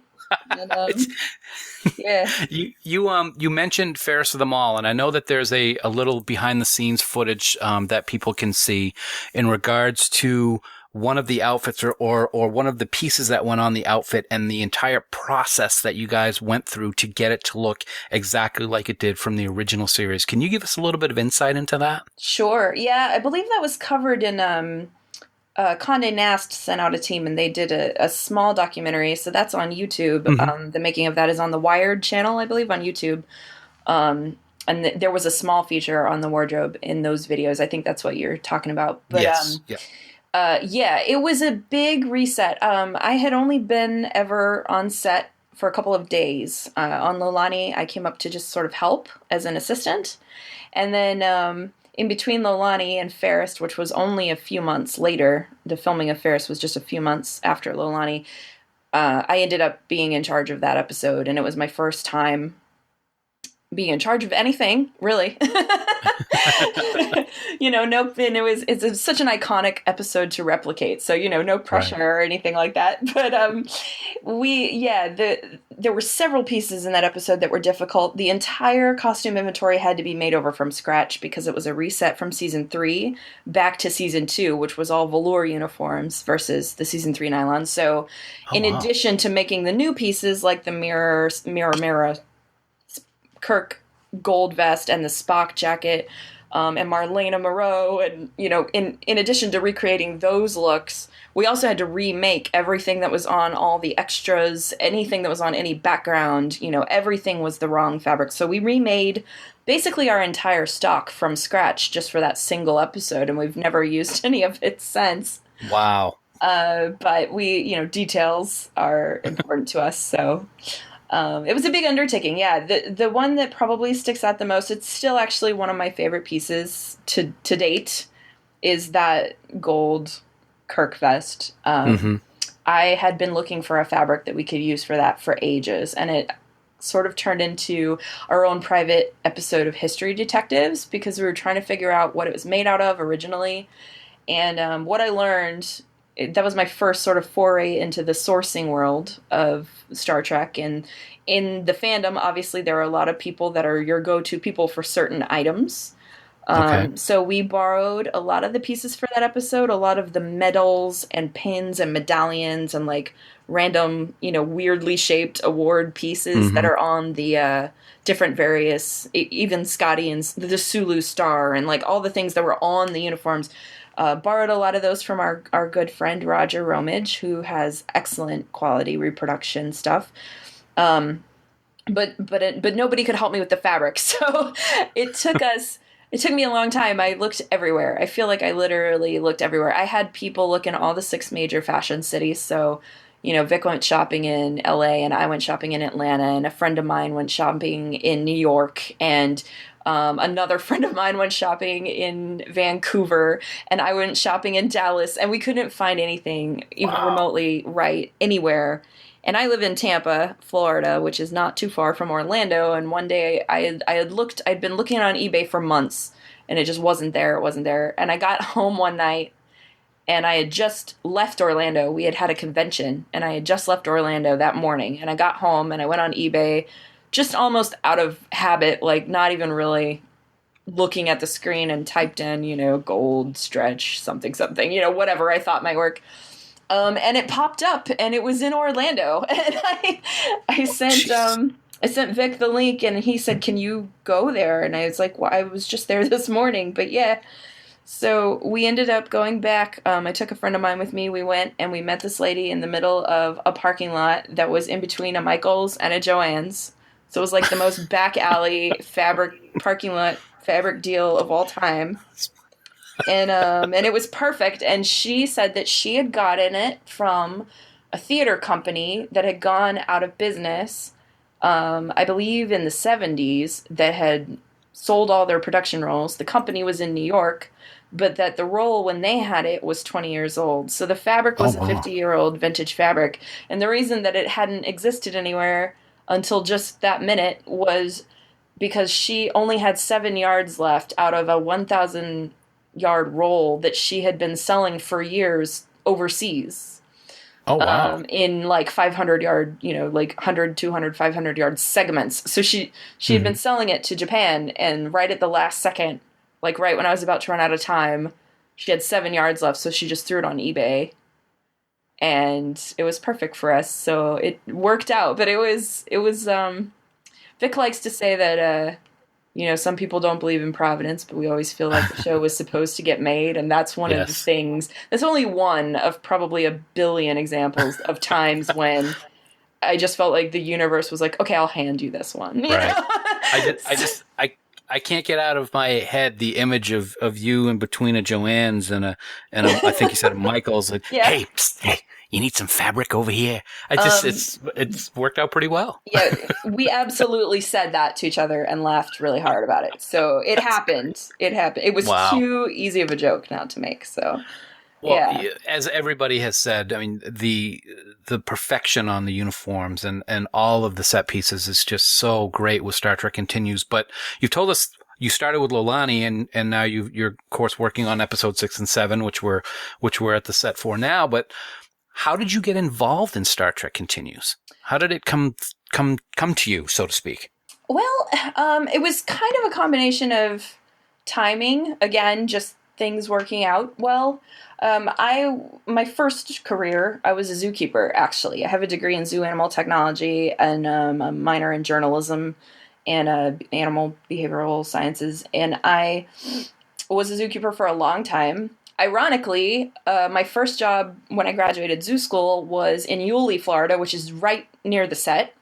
So I lived there 10 years ago. And then, being on set all the time, I feel like I circled back around and now I live there again for a completely different career. But I went back to school for fashion design because I had become a cosplayer. I had been friends with a lot of people that were into cosplay, and they started dragging me to conventions, and I started making costumes for Renaissance fairs and conventions, and I just really loved it. And I ended up having to stop zookeeping for various reasons, and I ended up being a vet tech for a long time, and it just wasn't for me. I didn't the job was great, but just the inflexibility, the schedule, like I'm a very natural creative, and I just got super claustrophobic, and I was like, I can't keep doing this. And so I went back to school for fashion design, and I just decided to go for it. And in the meantime, I did not know Vic. I did not know he existed. I didn't know anything about him.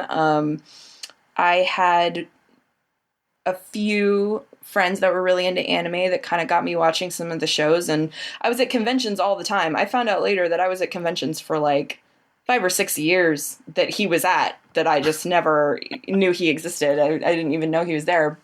And so way later, we finally brushed up against, met each other. And it was because he was at a convention. He was talking about the show, and he was talking about that Pilgrim of Eternity was about to come out. And right at that time, I needed an internship for school, and I didn't want to do apparel. I wanted to do film. I was passionate about storytelling, and I could tell that he was passionate about storytelling. And so I just emailed him. He has a public email. You can just email him. So I just went online and looked up his contact info, and I dropped him an email, and I basically just said, hey, I'm in fashion school. Here's a bunch of my work samples. I sew. Do you need any help? I need to give somebody 150 hours of free labor. And I didn't know it was going to turn into, 4 years of free labor, but it's been totally worth it. Yes. Yeah. So I came on Lolani as an assistant just for a few days, and then shortly after that, it was actually the day that I graduated school was the day he called to ask me to come on.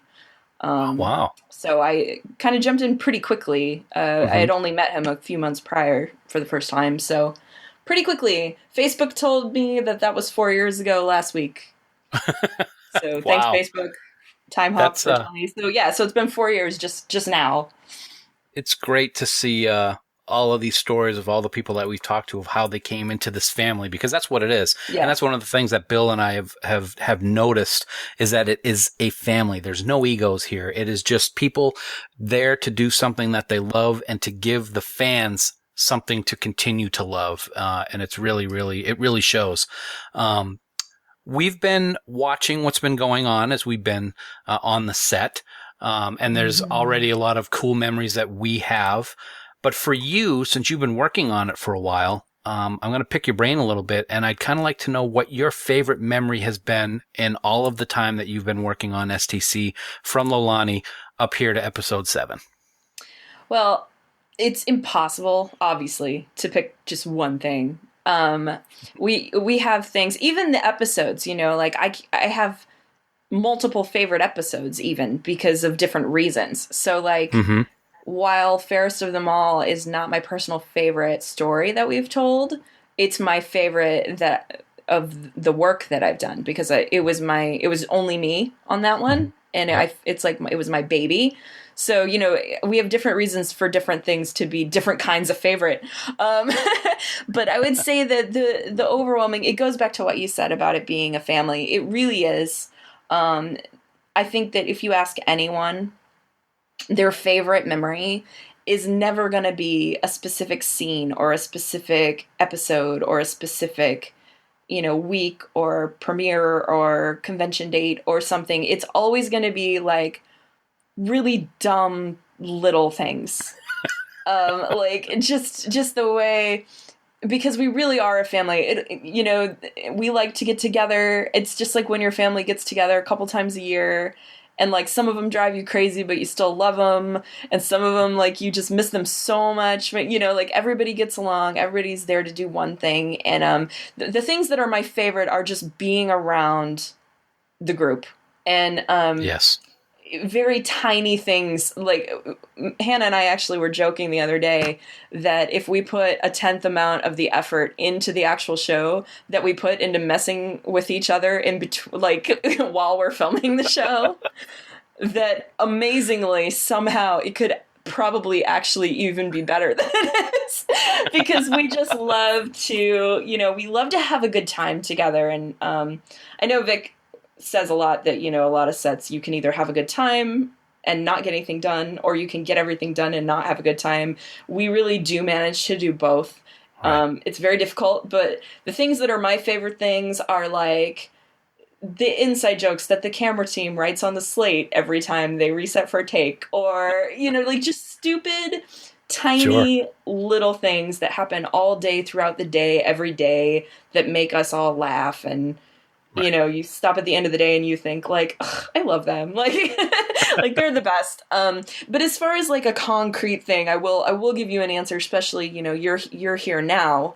For 6 and 7, our new crowning jewel, of course, is engineering. And one of my ultimate favorite things ever is always being here in between shoots. And we spend a lot of time. I'm one of the fortunate people that's local enough that as we're building these things and as we're, getting ready for these things, that I'm able to come up and be here. And I put it this way. I signed up for a Best Western rewards card at the beginning of the year, and I went platinum in like the first two. I had to sit down and tally all the nights, and it was something like I've spent something like 80 nights here this year helping helping with engineering and get everything built, and just watching it go from nothing to something this amazing has been such an experience. Getting to spend time with with Brandon and Royal and Will and Vic and everybody that comes down to work on it. We really do put, a lot of ourselves into the building, and it really feels like home. So just being here in general, like throughout the year, even if it's not for a shoot, those are probably some of my favorite memories. We also asked Hannah how she got started with STC, as well as what she does during the filming of an episode. I got involved back at the very beginning. I was lucky enough to be there for the Pilgrim shoot and all the way, up until now. I had known Vic for several years through conventions at that point. I'd been going to anime conventions and whatnot. And I remembered the other day that he used to call me and my friends the Star Trek girls, because basically no one at anime conventions cosplayed Star Trek there at that point.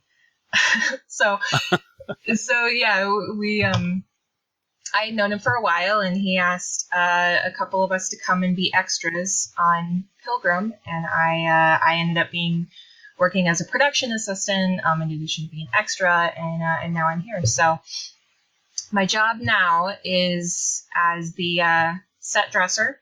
I work in wardrobe, and I help with construction and just assisting our amazing designer, essentially. Nice. As we know, all of the wardrobe that you guys do is pretty much made from scratch, if I recall correctly. Yeah. And the attention to detail that you guys have on these uniforms is unlike anything I've ever seen. We recently spoke with Ginger, and there's also a little blurb of this in one of the productions that I've seen online, where you talk about the detail for the Mirror Universe episodes and Kirk's tunic in particular. What can you tell us about that? Yeah, the Mirror episode was such a huge episode for wardrobe, because Ginger had to flip the entire, anything that you see on screen had to be brand new, because we weren't in the Prime Universe anymore. So she did a lot of sourcing. There was a ton of construction and putting together, I think 20 or 30 whole looks for that episode. It was amazing. And then as far as we can tell, the actual fabric that she made Kirk's vest and the stunt tunic with was, as far as we could tell, so I don't know if this is 100% true, but it was from the original Bolt of the same exact stuff. So yeah, it's a very, very gorgeous episode. a huge one for wardrobe for sure. That's really something, it shows so great. Like I said, the attention to detail, just in the metals and like you said, the fabric. That's kind of amazing that the fabric is now 48 years old or so, and it's still around and still in a condition that it can actually be used. That's kind of cool too. I'm not a big wardrobe person. I don't know much about it, but I would think that it would break down or something like that after so many years. But it sure looks great on screen. Oh yeah, for sure. And it's a metal weave, so I mean it was a very special fabric. I think she got that one. She found someone who said they had it online, and then met them in a parking lot somewhere. So it we're lucky it all came together. Yeah. Now, as Bill and I have been on set or behind the scenes watching things, just being in awe of the cohesion that all of you guys have in between takes, during takes. What is your primary responsibility that takes place when the shoots are happening? Because there's a lot of activity going on, and in between takes, there's a lot of people running around. Why don't you let our listeners know exactly what it is that you do when an episode is actually being filmed? Yeah, absolutely. So what I do is we dress in and dress out people for the day. So we make sure that all the costumes stay in good repair, that everything's ready to go. All of that stuff to make sure that people to get on set and then so that they can change at the end of the day. And then when I'm actually on set behind the monitor, my job is to just stand at the monitor and make sure that anything that the camera is catching, that I've got my eye on. So any costume that's there, that I'm making sure that it looks the way it's supposed to look. Mm-hmm. It's funny. There's been a couple of times, and I'm sure this is something that you see 1,000 times, but since we're just there watching, is the straightening of Vic's uniform or Uhura's, and then you're up there with like little rollers or something like that. That's another thing with attention to detail that just amazes me. And I have to ask, I'm not sure if you've been involved in other productions. Is that attention to detail and what you do specifically and what everybody else does also, is that just unique to STC because of the passion that you guys have, or is that something that you would see pretty much on anything? I think there's definitely a level of passion with this project that probably doesn't exist, at least not everywhere. We have a name for that tug, that tunic tug. We call that the Trek tug. So if we're ever about to roll and I see like a bunch of people who need to just adjust their uniform, I'll just call out from behind the monitor and be like, all right, Trek tug. Because That's awesome. It's like the same thing. They're so tight and they're always moving around. So yeah, it's funny that you mentioned that because we have slang for that. It's great. And now you said you've been an extra in episodes. How many have you actually been an extra in? Was it just the first? Up until this point, yeah, just okay. Program. Mm-hmm. So you've had the experience of actually wearing the uniforms. Are they, when I watch Vic up on the bridge, he's, a lot of times he's stretching his neck or anything like that. Are they uncomfortable because of the fabric, or is it just because they're tighter because of the way that the look was back in the 60s? That's a good question. From a female perspective, I think that it's the only reason that it would be uncomfortable is because you're basically just wearing a shirt. But in general, right. They're not, like, even for the guys, they're not super uncomfortable. Like the collars might be a little tighter than you're normally used to, but otherwise the fabric is pretty nice. It's not super breathable, so like when it's really hot, it gets a little uncomfortable, but they're not bad. Yeah, because it never gets hot in Georgia, in southern Georgia. Oh my gosh, driving in was like humid. The windows were bleeding. It was driving up from the airport to the studio. Yeah. Oh yeah. So with all of these episodes, and I asked the exact same question to Ginger, so I'm going to ask you the same thing. With all these episodes, of course, it's kind of hard to probably pin down one specific memory that will always stand out. But I'm going to put you on the spot and ask, is there anything that has been a memory as you've made these episodes that will always stand out as one of your favorite things being involved in this project? Oh my gosh. Yeah, that's That's such a hard question. I mean, honestly, like this team is just so close to my real family, and this set is so close to home that it I feel like it would be like almost disrespectful to just choose one. So standouts, I guess. I got to be there for several weeks while they were building engineering. While Ginger and I redid all of the wardrobe room, we got to repaint it and stuff. Mm-hmm. So getting to watch them build engineering was really good. One of my first memories of Ginger was she came out and asked me to swap out with her while they were scrubbing the green paint off of Lou Ferrigno's hands. And I was just like a stupid kid at that point. So I was like, oh my gosh, like that was so intimidating. Or like when I first met our sound assistant, Michelle Siles, she was like cleaning and she's like, come over here and help me clean because they keep telling me the captain's coming. and I've always thought that was really funny. That's great. Or like the day that Sarah was on set too was really good. She's such a cool, like witty, smart kid. So yeah. There was a lot of good moments then too.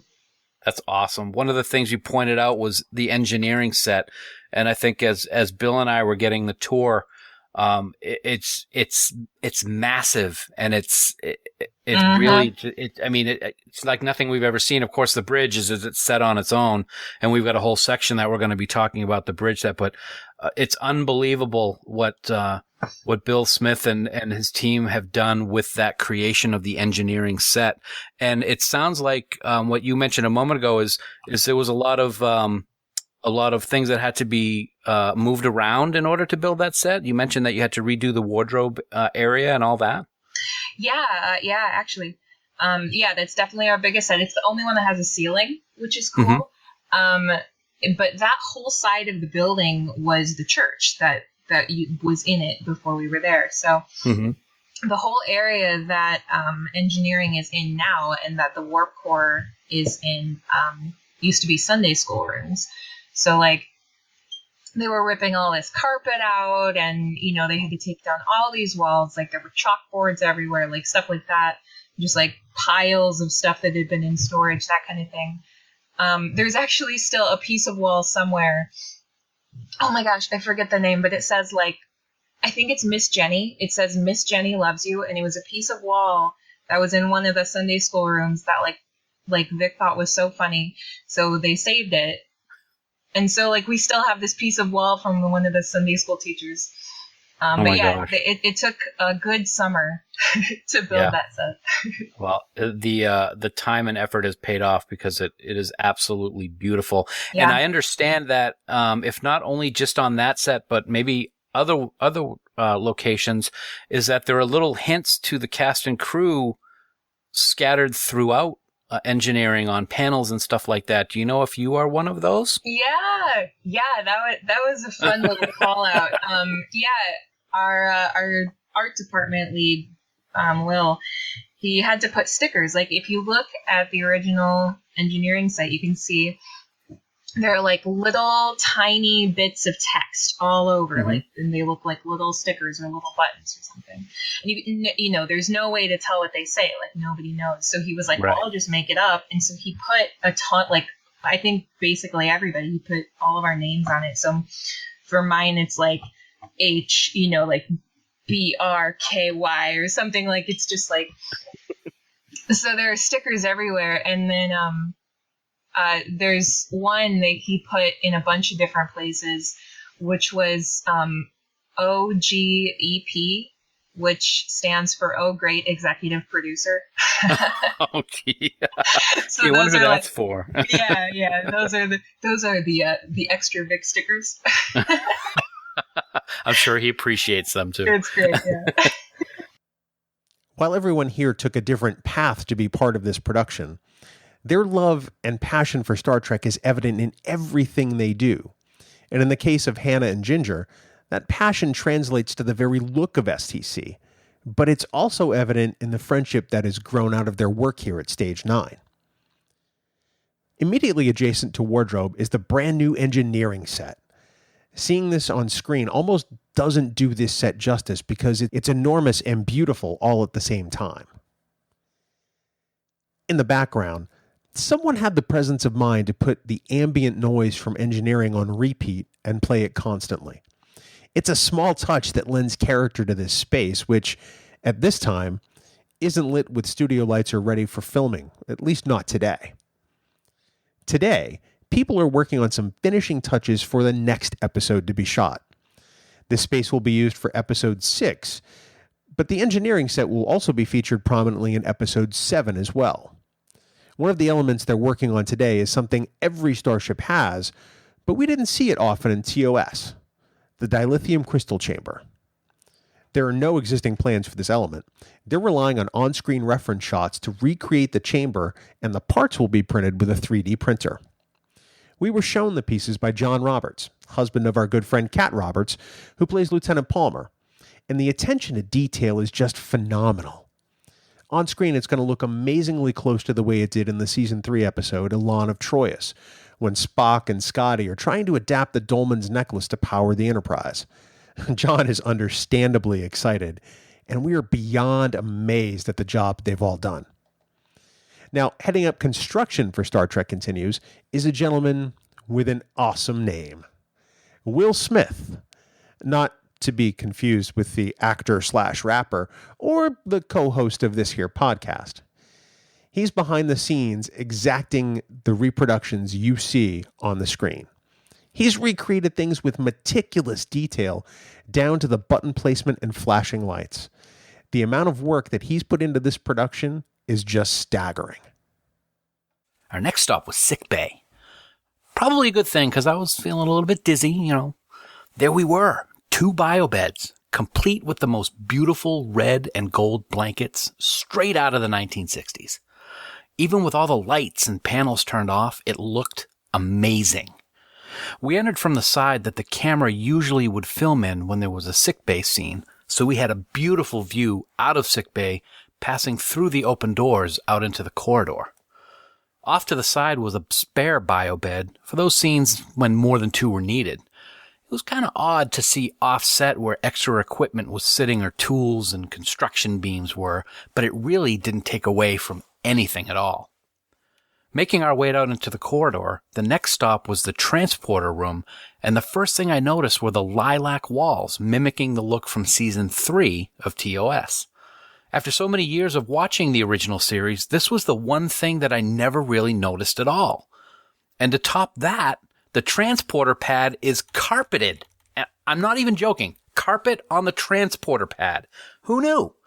I could picture in my mind literally Vic getting ready to shoot a scene and halting it to get the vacuum out to do one more final cleanup just before the cameras rolled. Since our visit, I've tried as hard as possible to notice on TOS episodes the carpet on the transporter, but I haven't been able to notice it. It's just another example of the amazing attention to detail that this group has. Bill and I were walking the corridors of the U.S.S. Enterprise. Literally. It's not an exaggeration. When you're on the sets, you can't help but realize you are on the ship. It was really a surreal experience to take in every single detail of the ship that we have idolized for almost half a century. Our path next took us to the briefing room. And I think the thing that shocked me most about this set was how much smaller it seemed to be than what I'm used to seeing on television. I mentioned this to Casey, and a big smile came across his face, and he said that there was a very good reason for that. When most scenes are being shot from the briefing room or in the briefing room, the camera is actually in the wall off to the side, so it gives the illusion that the room is actually much larger than it really is. And you got to give credit to Matt Busey for his remarkable filming techniques. Now, there were a couple of things about our visit to the briefing room that were really interesting when it's not being used. First of all the buttons and the computer monitor that we're used to seeing there on the tables weren't actually there. They bring those into a secure storage area for when they need them so that they'll stay safe and undamaged. And secondly, there are 2 huge house jacks on the table of the briefing room that go all the way up to the ceiling to make sure that the beams you see at the top of the briefing room don't droop or sag due to its size. Humidity is a real problem in the deepest parts of South Georgia, so this helps keep the set safe and looking great, and the jacks keep the giant cross beams from bowing or warping. It was really neat to get that behind-the-scenes kind of experience while we were there. From there, we saw auxiliary control, which was used in the episode Fairest of Them All. And with a quick redressing and a change in camera angles, it can also double as a VIP guest quarters. And, when Casey needs a nap, there's even a cot tucked away so he can stretch out. Exiting there, we saw the Jeffries tubes, and you all know what that looks like. And in my mind, I could actually see Jimmy Doohan trying to repair something in the nick of time to save the Enterprise. It's a little smaller than I pictured, but the detail's nothing short of incredible, and part of me really wanted to just climb up inside there, but that was balanced out by the fact that I didn't want to break anything. There's a turbo lift, and the yellow triangle ladders and all kinds of doors, but they all pale in comparison to the final destination of this walkthrough. Off to the side of us was a large open space, and there it sat, the bridge of the Starship Enterprise. It's dark, and none of the panels are lit, but it doesn't take away from its majesty. Even in its dormant state, it's a sight that just inspires awe. What's really cool is that there are new graphics above the various stations on the bridge. They're brand new high-resolution prints. They look remarkable. They actually get swapped out or rearranged for every episode, and it's something that we never really thought about. But it makes perfect sense. Much like its counterpart in the 1960s, the bridge is not a full set. A good chunk of it is open to allow for shooting scenes. And the biggest surprise is, of course, that there's no view screen. We never stopped to think that might be the case, but it certainly doesn't take away from anything when you're standing there. There's also a brand new bridge station that's just been finished next to the left of Spock's science station.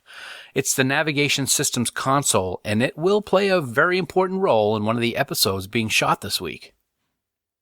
It's a lot to take in, and it's difficult to not feel overwhelmed.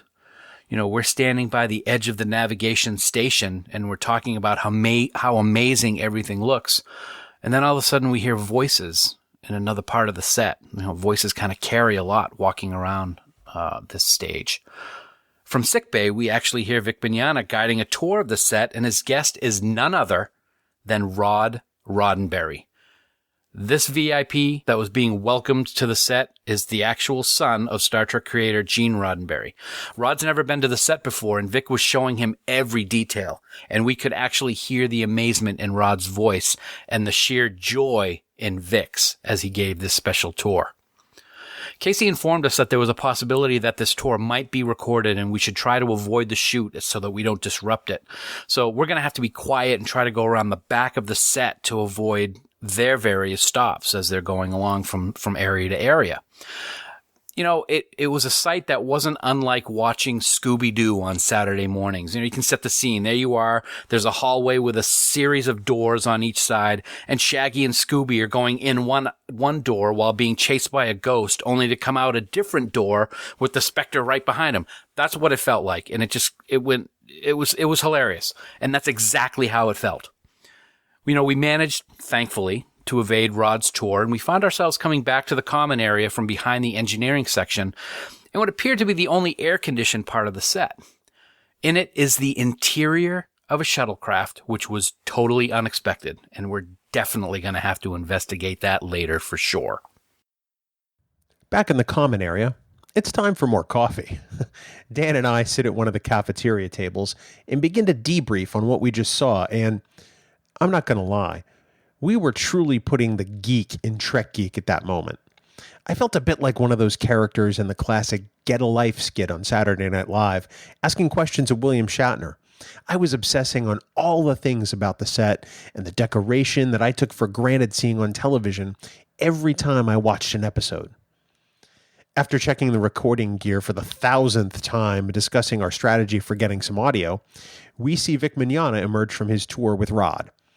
He chats with Rod and with Casey and immediately gets a series of questions from other crew members about the details for that day's shoot.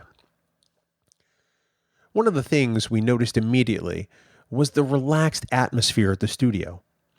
Everyone has a job to do, and many have multiple jobs, but there's no sense of ego or attitude. There are no encampments and no fiefdoms.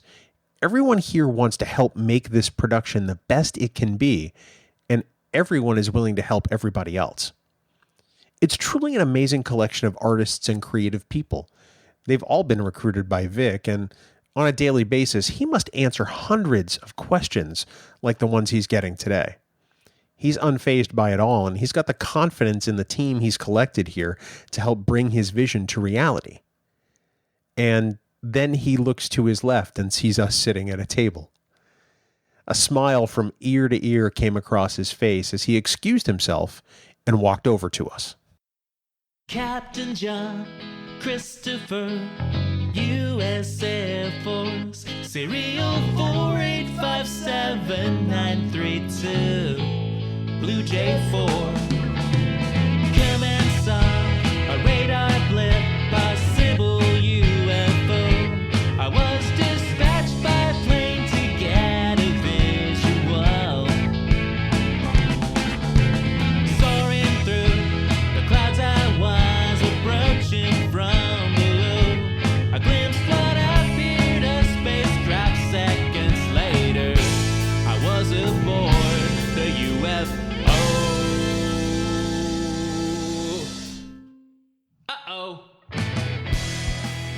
Chapter 4, The Other Tour. In addition to being the executive producer of Star Trek Continues, Vic Mignogna is, quite simply, an amazingly gracious host. Very few people get to come to set, but those who do are welcomed as part of a family. And part of that welcome is a tour by the man himself. When we told him that Casey had actually taken us through the set just before his tour with Mr. Roddenberry, he jokingly said, "He did what?" Well, there's a Casey tour, and then there's my tour. With that, we were on our way back to set. Having Vic walk us to the bridge set was one of the most wonderful moments of the entire trip. The smile on his face as he watched our reactions told us everything we ever needed to know about his passion for this project. He told us after the fact that one of his greatest joys is watching people react to being on the bridge. Anyway, there we were, and he asked us what we thought. I had no words. Then he noticed, that everything was powered down, and that just wasn't good enough. He looked up at the ceiling and yelled, "Hey guys, I'm on the bridge. Light it up." A few minutes later, everything came to life. Consoles, displays, buttons, overhead lights. The bridge was real, and we were standing in it with the captain. It's hard to adequately express the intense feeling of awe we felt standing on the bridge this second time. It's one thing to see it powered down, but it's completely lit now, and all the buttons glow, and it takes on a whole new life of its own, and it's its own character. Vic told us he's always concerned that seeing the set might take people out of the magic of the show, but that certainly wasn't true for Bill and I. This moment was the realization of a dream we weren't sure we'd woken up from, since it was all so very surreal. Well, it was then that Vic said the 5 words that struck fear into both Bill and I. "Go ahead. Have a seat." He was, of course, referring to the captain's chair, and we were both immediately panic-stricken. Captain Kirk was offering us a chance to sit in the center seat. Bill and I looked at one another, and I think we were both unable to literally move. We were both pretty intimidated by the prospect, and I don't think either one of us wanted to be the first one to sit in the chair. "Look," Vic said, "you came all this way. One of you better sit in that chair." Well, it felt a bit like the scene in Star Trek The Motion Picture where Kirk tries to get Spock to sit down. I looked at Vic and started shaking my head back and forth, going, no, you just can't sit in the chair. But then again, you can't really disobey the captain's orders, can you?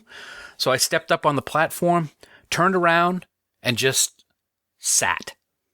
I looked down at those wood-paneled armrests. I saw the buttons, the lights, everything. The jettison pod button. The freaking jettison pod button. I looked up and said, "Make it fast, Ben. I may have to go to red alert." And Vic was grinning from ear to ear, and I think he said something as Kirk too, but truth be told, I really can't remember. The thing that surprised me most as I swiveled from side to side is looking forward to where the view screen would be. But that's the thing. It's not where you expect it would be, directly in front of the navigation console. No, actually, instead, it's off just a little bit to the left, off stage, and there's this big plywood wall there, and on that wall are the words "View Screen, Look Here" written on it. I never realized it was off-center when the cast is filming, and it's just another piece of awesomeness that I need to digest. You know, looking back now, I truly believe I may have been in a minor state of shock to be sitting there. I think I was a little overwhelmed, and I actually remember tearing up a bit while I was looking around this set. I distinctly remember, however, looking over at my good friend, smiling, and getting up to let him partake in this amazing experience. Then it was my turn to sit in the chair. It's an experience that's hard to remember in hindsight because I was just in such a daze from the excitement and the overwhelming feeling of awe. I remember spinning around in the chair to Spock's station, and I remember wanting to press the switches and hit the comm panel. I didn't because I was so absolutely terrified to touch anything, but I so wanted to recreate scenes from Star Trek with myself in the chair, and then it became a very different reaction for me. For me, the Starship Enterprise was my boyhood ship of dreams. As a young boy, it was where my mind always went to. I've walked those corridors in my mind hundreds of times as a kid. The captain's chair? I sat in that seat every day, commanding the Enterprise on all kinds of missions to explore and to boldly go where no one has gone before. The simple act of sitting down made it all tangible. It was something I could touch. The 10-year-old in me felt like he'd come home, and there were times growing up where I wished that actually had been my home. It's not something I've talked about a lot, at least publicly, but the reason I spent so much time walking the Enterprise in my mind is because it was my safe place. Now, long before I was born, my father had been a gunnery sergeant in the United States Marine Corps. I was the youngest of his sons, and much to his dismay, I was far more sensitive than my much older half-brothers. He thought I just needed to toughen up, and thus started more than a decade of being treated like a Marine recruit when no one else was around.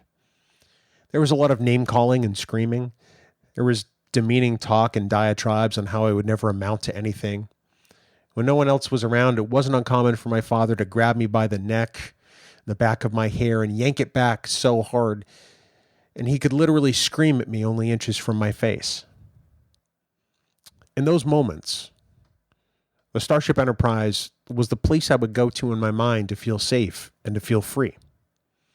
Sitting in the captain's chair on this particular day was incredibly overwhelming for that reason, and it was difficult to hold back the tears I could feel welling up within my eyes. If our tour ended right now, I could leave knowing that I finally came home. There was one other person who had entered the bridge area while I was sitting in the chair, and that was Star Trek Continues composer Andy Farber, who, coincidentally, had just sent me a friend request on Facebook earlier that morning, and neither of us knew the other would be on set. Now, if there's anyone who could qualify as a Trek geek, it's definitely Andy. Not only does he retain a vast amount of knowledge in the form of Star Trek trivia, but he also has the same level of expertise on the music of Star Trek. The man is like a walking encyclopedia. This, too, is his first visit to set. And the word we all seem to be using with any regularity is amazing.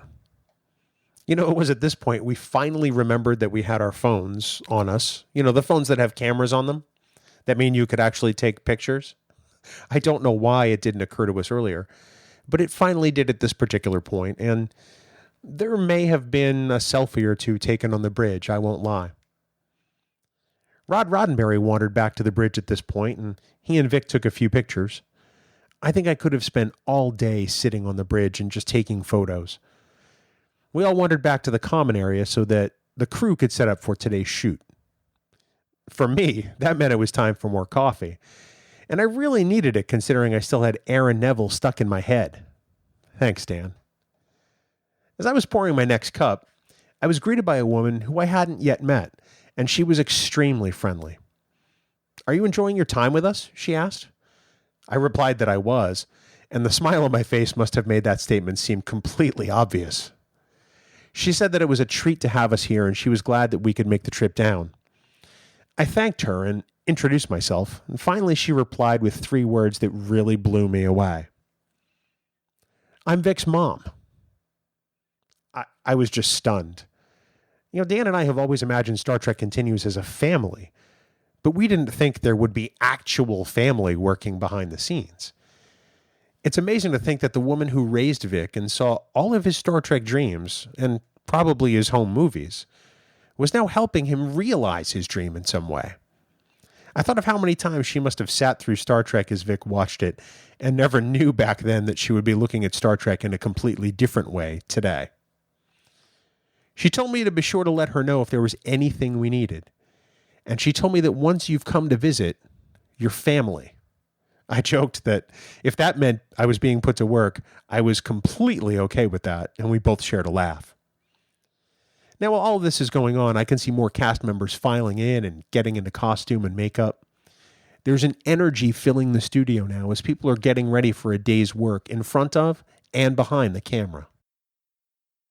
The scenes being filmed for the next couple of days are all on the bridge, which excites us to no end.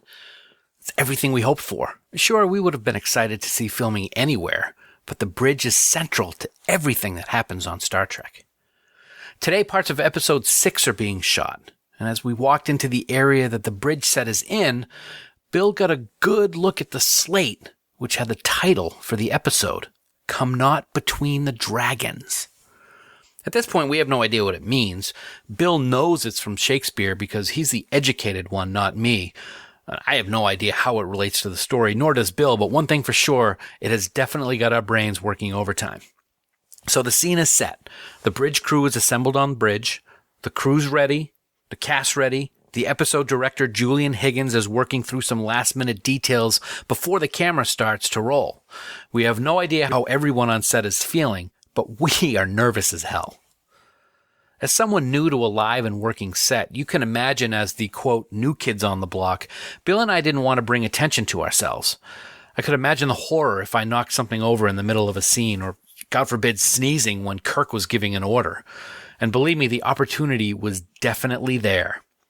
We stood for the most part off to the left of the bridge if you're actually looking at it from off stage, and there's a lot of stuff behind the cameras. There's furniture, there's equipment, lights, fans, wires, people. Oh, and just a little thing like the episode director. All we wanted to do was stay out of the way and soak it all in. In between takes while the camera was being readjusted or moved, Bill and I would back up a little bit from where we were standing and be back in the main corridor of the Enterprise. We could talk a little easier there and tell each other what we were thinking. And it was pretty cool to be able to walk the corridor unattended and just look at every detail as we discussed what we just witnessed on the bridge.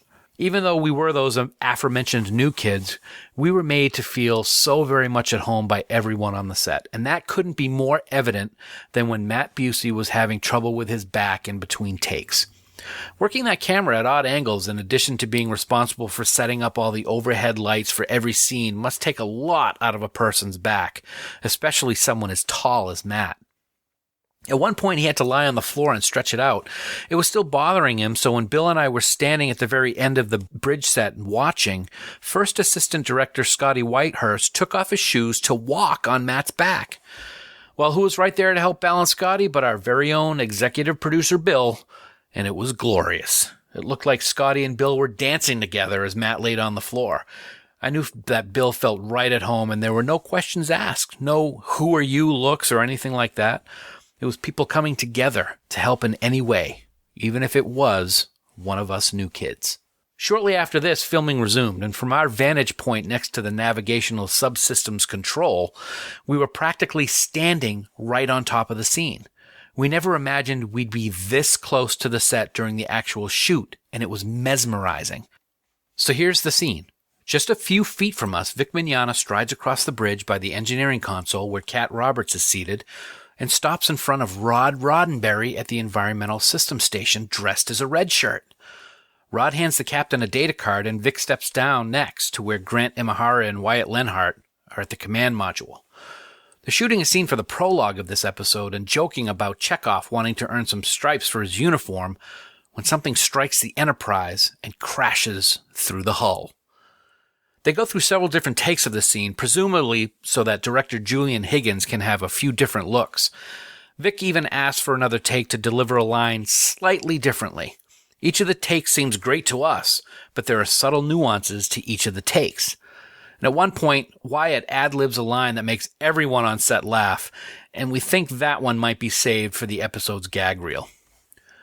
Julian has a really easygoing and collaborative style on set, and he's very efficient. Observing the monitor that he references while working, he has a clear understanding of how Star Trek looks, and if this preview is any indication, his episode is going to be spot on. Not far from where Julian is standing, we observed something that we didn't expect to see on set all day. It's director James Kerwin, and he's seated in front of a laptop. James has been involved with STC since the third episode in some fashion, and tomorrow he's going to be directing part of episode 7 on the bridge. But today he's doing something very different, and we're very curious as to what he's doing.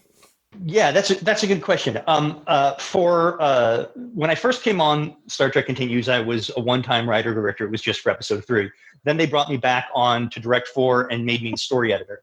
Story editor is a misnomer kind of title. It doesn't mean script editor. Story editor is kind of a person who works with the executive producer on overall creative decisions about the show. And so I was story editor for episodes 4 and 5. And then starting with episode 6, they bumped me up to co-producer. So a lot of times, I did not direct episode 6. But when you guys were actually there on set, I was not writing. What I was actually doing was I was ingesting and syncing the footage. Because for the first time, we decided that it would be beneficial for our director, Julian Higgins, and Vic to be able to watch synced dailies of the previous day's footage and see how things were coming, if anything was missed here and there, stuff like that. So for the majority of episode 6, when you saw me sitting at Matt Busey's laptop, that's what I was doing. I was ingesting and syncing the footage. Okay. Yeah. So before that episode, did you guys have to wait days or what was that like? I don't know how they did for episodes 1 and 2. That's before I was there. Okay. For 3 onwards, basically what happens is that Matt Busey, our DP, stores all of the footage on 2 hard drives, one main one and a backup one. All the sound is recorded by Ralph Miller, but it is not jam synced. So there's no time code on it, in other words. So the sound and the video footage have to be post-processed together in Final Cut Pro to be able to be viewed. And that process usually took place, within a week or 2 following the shoot of any given episode. And then Vic and I could sit down and look at the footage. There's a break in the action while lights are set up and the camera is moved and everyone's remaining on set while the adjustments are being made. And it's then that we hear a voice calling our names. And it's coming from a direction that totally blew us away. Bill, Dan, come take some pictures. The person making the request is Vic Mignogna, and he's calling to us from the captain's chair. Yeah, that's not scary at all. We hesitate for a moment, and I had a look on my face that I'd like to think said, Are you sure? He waves us over with his hand, and we pose for several photos by STC's set photographer. Donald Houston is the set photographer, and he takes a metric ton of pictures for every shoot. That really must seem like an exaggeration of sorts, but I assure you it's not. Vic is seated in a pose that's very reminiscent of Captain Kirk as we flank either side of the captain's chair.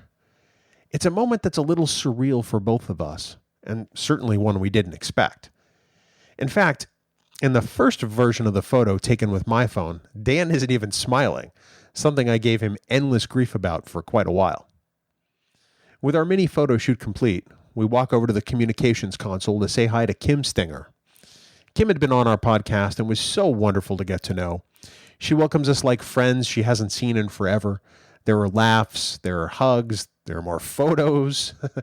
We chat for a bit and then realize we need to get off the set again so that shooting can resume. Sorry, Julian. However, before that can happen, someone on set has realized that Vic has odd marks on his captain's tunic.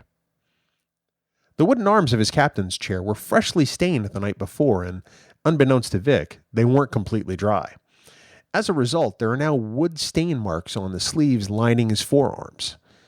There's not really time to deal with it now, so as long as his arms stay down, no one will really notice. Shooting on the Episode 6 prologue continues through the morning with different takes and angles. The cast and crew are incredibly efficient. They get what they need, they get it right, and then they move on to the next thing.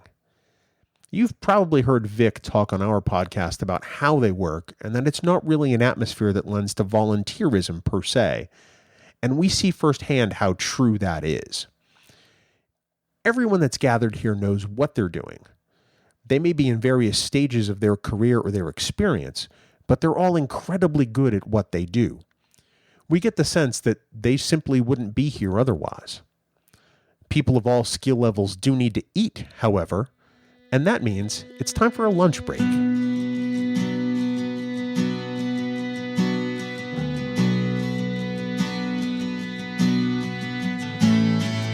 once was the captain of the Enterprise. In case you remember me, Christopher Pike. Just 13 years, but a lifetime ago. Chapter 5, Feeding the Troops. Lunch at Stage 9 is a family affair.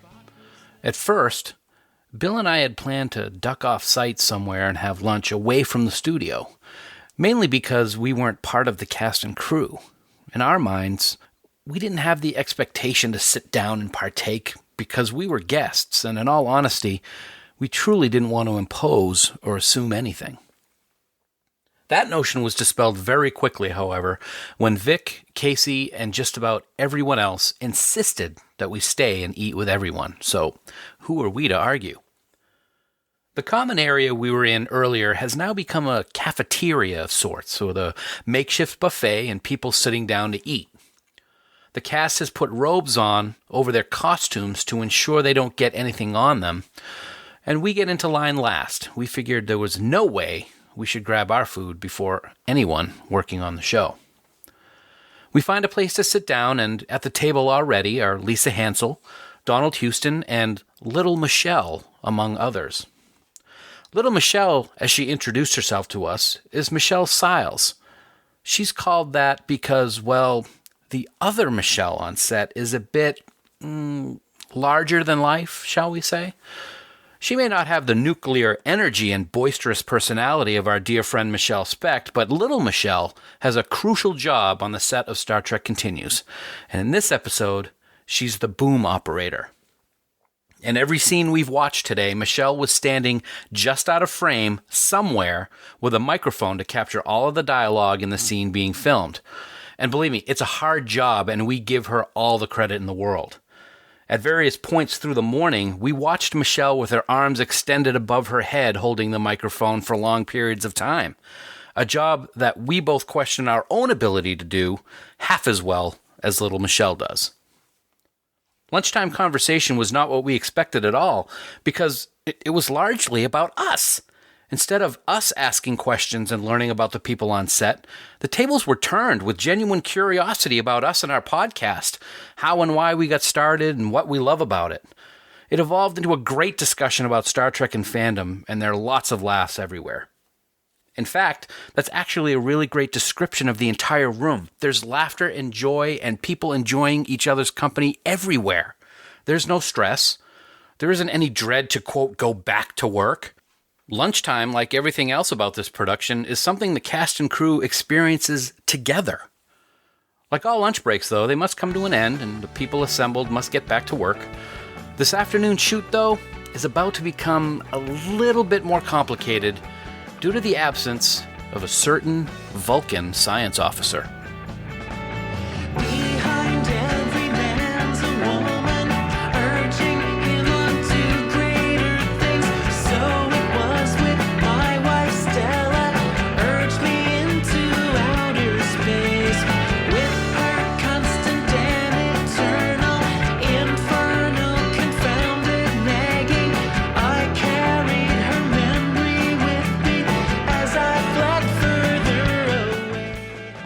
Chapter 6, Downtime. Not every member of the cast is on set today.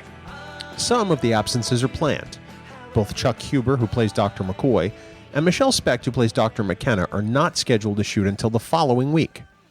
Guest star Gigi Edgley from Farscape is scheduled to be in around the same time. One notable absence, though, is totally unplanned. Todd Haberkorn, the actor who plays Mr. Spock, has been delayed and has not yet arrived on set. Today he's the victim of flight delays, and due to weather, he will arrive late.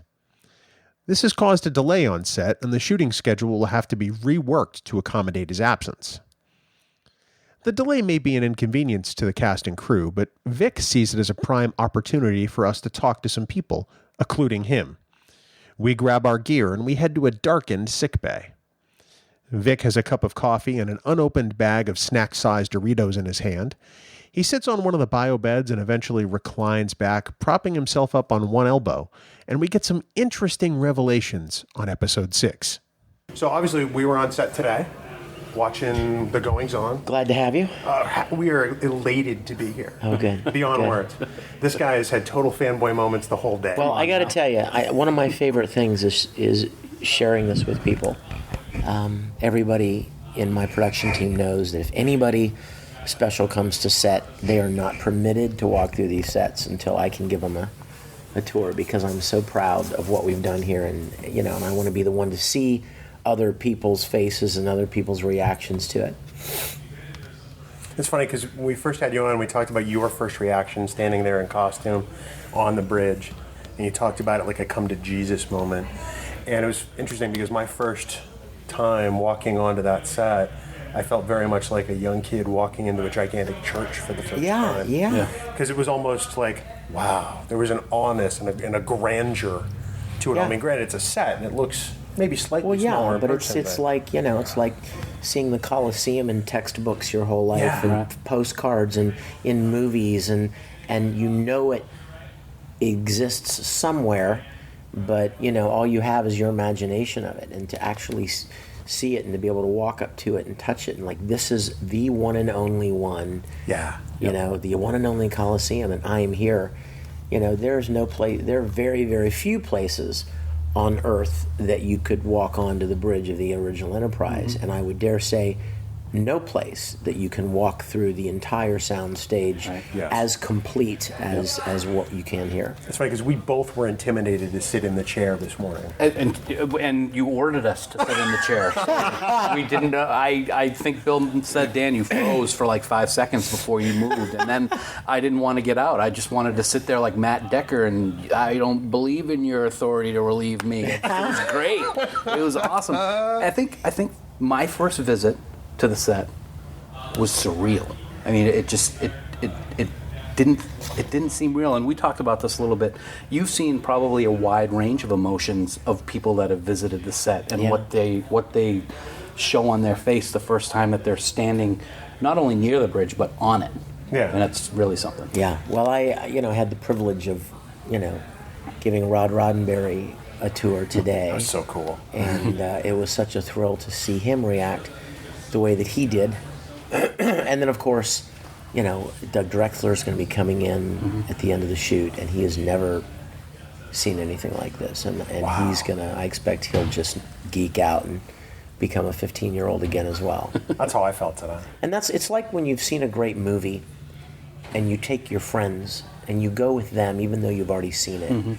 And it's more fun for you to watch your friend enjoy the movie than it is to see the movie again. Yeah. You're more excited to watch them experience it for the first time. And that's how I feel about the sets. Pause. That's right, we let it run. They want to block everything. They want to block everything? Because Todd's not ready yet, but Julian wants to block the next scene. Well, okay. Okay, I'll tell him. Will you tell him? Well, you don't have to tell him anything. I can tell him a thing if you want me to. Just tell him I'm finishing up an interview and I'll be there in a few minutes. Some major podcasters. Yes. Major. And what's especially exciting, your listeners don't know this, but we are actually recording this in the sick bay. Yes. We're in the sick bay right now and lounging around on the bed and having chat in sick bay. So So let's talk about the current episode being shot today. It's episode 6. Yes. We know scant little about it at this point, only what we've gleaned from being on set today. So clearly there is a threat to the Enterprise, which damages the hull and infiltrates the ship. Mm-hmm. What's at stake here? Well, this is a classic episode because it has a much deeper, heavier moral theme, as all good Trek episodes did. This episode was actually written by our dear friend Greg Dykstra. Oh, very nice. From Pixar. He is himself a huge fan of the original series. He found us online, loved what we were doing, contacted me and asked me if I would like to screen an episode at Pixar. Wow. So literally I flew up there and we screened an episode, and he had put posters out all over the campus, and we had probably at least, for a closed campus like that, 80 or 90, we had 80 or 90 people show up. Wow. And in one of their small dubbing theaters and watch episode 3, Ferriston Mall.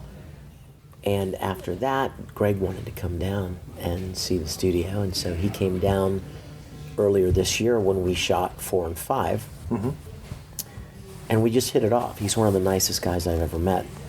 And we were at dinner one night here in town, and Greg said, "I've got an idea for a story." And I must confess, in the back of my mind, I was like, "Oh, gee, here we go." One of those if I had a nickel, goes in the folder, right? Everybody's got a story, and then when they tell it, you're like, "Oh my God, really? What's the point?" Captain Kirk, if I took Klingons, I'm like, "Are you kidding me?" But he told me a story which already grabbed me right off because it was about a creature.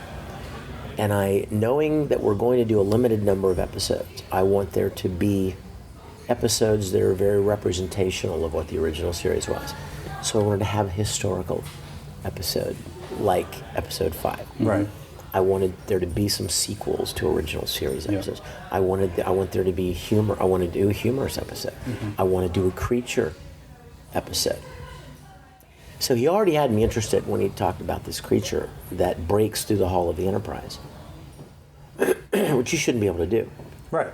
And this creature is 7 feet tall and big, foreboding, menacing creature.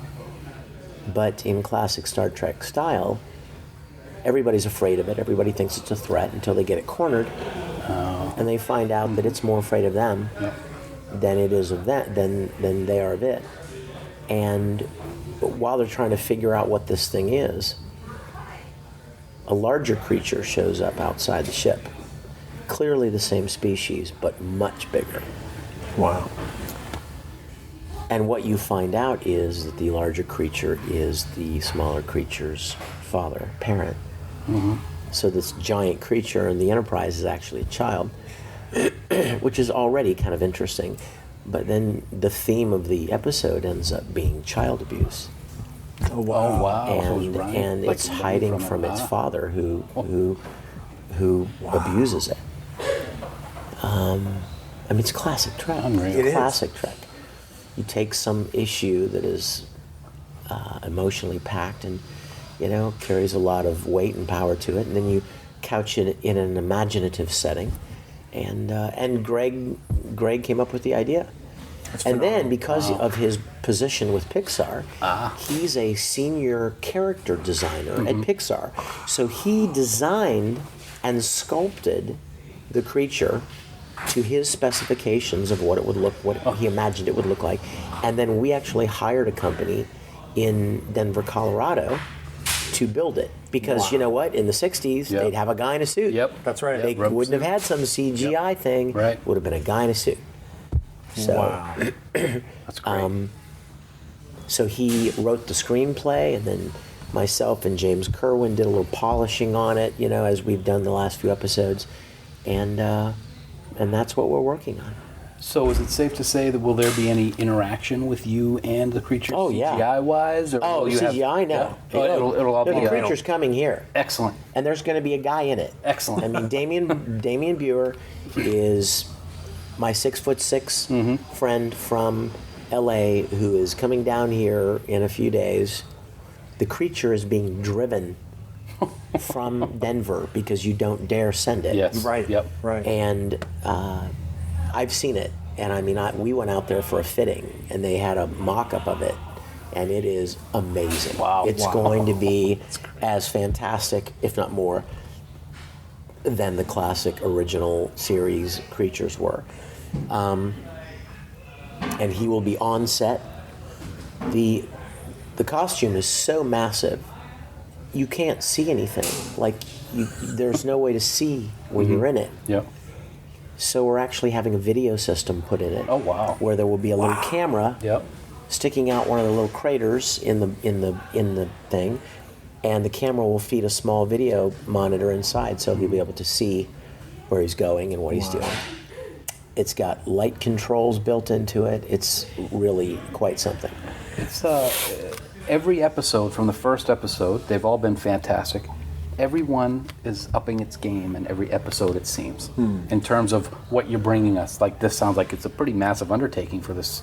It is, and the Civil War episode obviously was more massive than anything we've done. And you know what? It worries me that we do that, because you can't possibly keep that up. Mm-hmm. You can't possibly best every, the last production. Right. You're gonna level out. It's at some point, or you'll dip. I mean, everybody knows the original series had a couple of clunkers. You can't make that many and them all be better than the last. Yep. So while I am very gratified that the episodes have come out as good as they have, and I'm very, very gratified and humbled that people are like, man, this one's even better than the last. This one's even better than the last one. This one's even better than the last one. While I'm really gratified for that, it kind of, I try not to fall into that expectation. Mm-hmm. You know what I mean? Because like, oh, this isn't going to be as good as the last one. Well, it's its own story. Right. It shouldn't be compared. Right. You know what I mean? It's its own story. And if we tell the story well and it moves people, then we did our thing. Then it was a success. Yeah. Well, we thank you from the bottom of our hearts for being here. We love what we're seeing. And I got to say, to end on a happy note and a funny note, best line I've seen you do so far in the whole thing. Look, I got a gun. He's been saying that for days. Nothing like having a campfire of green leaves blowing smoke in your face. You can't see anything out in the middle of a field with guys shooting guns behind you. We had so much fun on that episode. You can tell. It was great. Well, that's the other thing. You can tell how much fun even here. I mean, inside. Yeah. Not even just outside on an outside set. In here, you guys are having fun. You're getting the job done, but you're having fun doing what you're doing, and it is apparent in everything. And that's like I told you guys earlier, and I even said that to Rod earlier. I said I've worked on a lot of productions, and most productions fall into one of two categories. Either they get everything done efficiently, and they hate each other by the end of the day, you know what I mean? And they can't wait to get out of each other's sight and go and, get alone by themselves or go have a big drink or something. They get everything accomplished, but there's a lot of stress and a lot of tension on set. Or the other possibility is you have a great time, everybody's cutting up, and you don't finish your day. And you don't get the production shot. Yeah. We are, and I'm very, very humbled and proud to say, we are the paradox that we have both of those. We have a wonderful time. Everybody has a great time, and we get everything accomplished as well. Awesome. Thanks so much. Thanks, Vic. They're shooting now, so we have to be quiet. The Doritos never get opened. They're left on Dr. McCoy's shelf in sickbay as Vic heads off to set. Hearing him tell us the theme of the episode on set is exciting and, at least for me, a little unnerving. Star Trek has always dealt with topics that illustrate the human condition, and it never really occurred to me that Continues would tackle an issue that hit so close to home for me. This experience just took on an entirely new meaning. At one point during our conversation, we were interrupted with the news that John and Mary had arrived at the hotel, and I was ecstatic. Our good friends John Champion from Mission Log and Televixen herself, Mary Zerwinski, were both to have guest appearances in Episode 7. We had no idea they were going to be here at the same time, so we were very excited that we would get to see our friends on set and in costume, but more about them in a bit. With the delay in Todd's arrival and subsequent makeup chair time, Julian decided to go ahead and shoot around his scenes so that there would not be too much time lost in the day. This means that they'll shoot other parts of the script and perhaps already film scenes from different angles, which is yet another aspect of making an episode that can be just truly mind-boggling. Doing things this way, once Todd arrives and gets all spocked out, they can move on to shooting his scenes without delay. During this time, we were able to also catch up with Grant Imahara, who plays Lieutenant Sulu. Grant is instantly recognizable from over 200 episodes of Mythbusters he has appeared in, or even from his brand new Netflix series, The White Rabbit Project. He's an instantly likable and engaging guy, and like us, he's an absolute Trek geek. So, obviously we're 6 episodes in now. How did you wind up getting cast as Sulu? So, I got the role as Sulu. I met Vic at Dragon Con many years back, and we saw each other again at a mutual friend's party right when he was starting up Star Trek Continues, and he said, "Oh, Grant, yeah, you know what? I've got this this really cool project that I'm doing," and he started showing me pictures. He said, "Yeah, you like Star Trek?" I'm sure like every conversation has started this way. "Oh yeah, I love Star Trek." "Oh, let me show you." And so he pulls out his phone. He starts showing me pictures of the bridge. I'm like, that is really cool. And I'm sure he probably saw the drool coming down the side of my mouth, corner of my mouth, and I was like, "Yeah, you know what, Vic? If you need any help, anything like that, just give me a call." He's like, "Okay, great." 2 days later, he's like, "Grant, would you be my Sulu?" And I said, "Oh my." Yeah. So that was how it went, and it was fantastic. It was really, it's been a blast doing this show. What the first time you came on set and sort of stood on the bridge? I mean, because I imagine you grew up a Trekkie. And it's hard to not do this, I think, right, and not be a Trekkie. Yeah. What was it like? Did you have this sort of... The first time I got onto the bridge, we were shooting the vignettes. And so it was the very first time that we were all really together in our uniforms doing a thing. And I could not stop grinning. I mean, if you could imagine growing up with this and fantasizing about being on the bridge and then having a set that's this detailed, this complete, and this immersive. Mm-hmm. It's like, if there's such a thing as a nerdgasm, that's what I had that day. Because really, it was, when I talk about dream come true, this is a dream come true.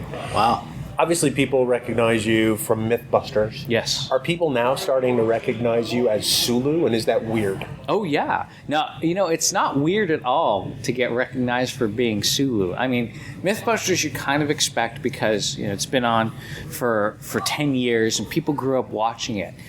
But no, the thing that I'm coming to understand about Star Trek Continues is that we give people something, people who are fans of the original series, we give them something that they just can't get anywhere else. It's like being able to scratch an itch that you've had for years and years and years, and to have a show like this do it so well.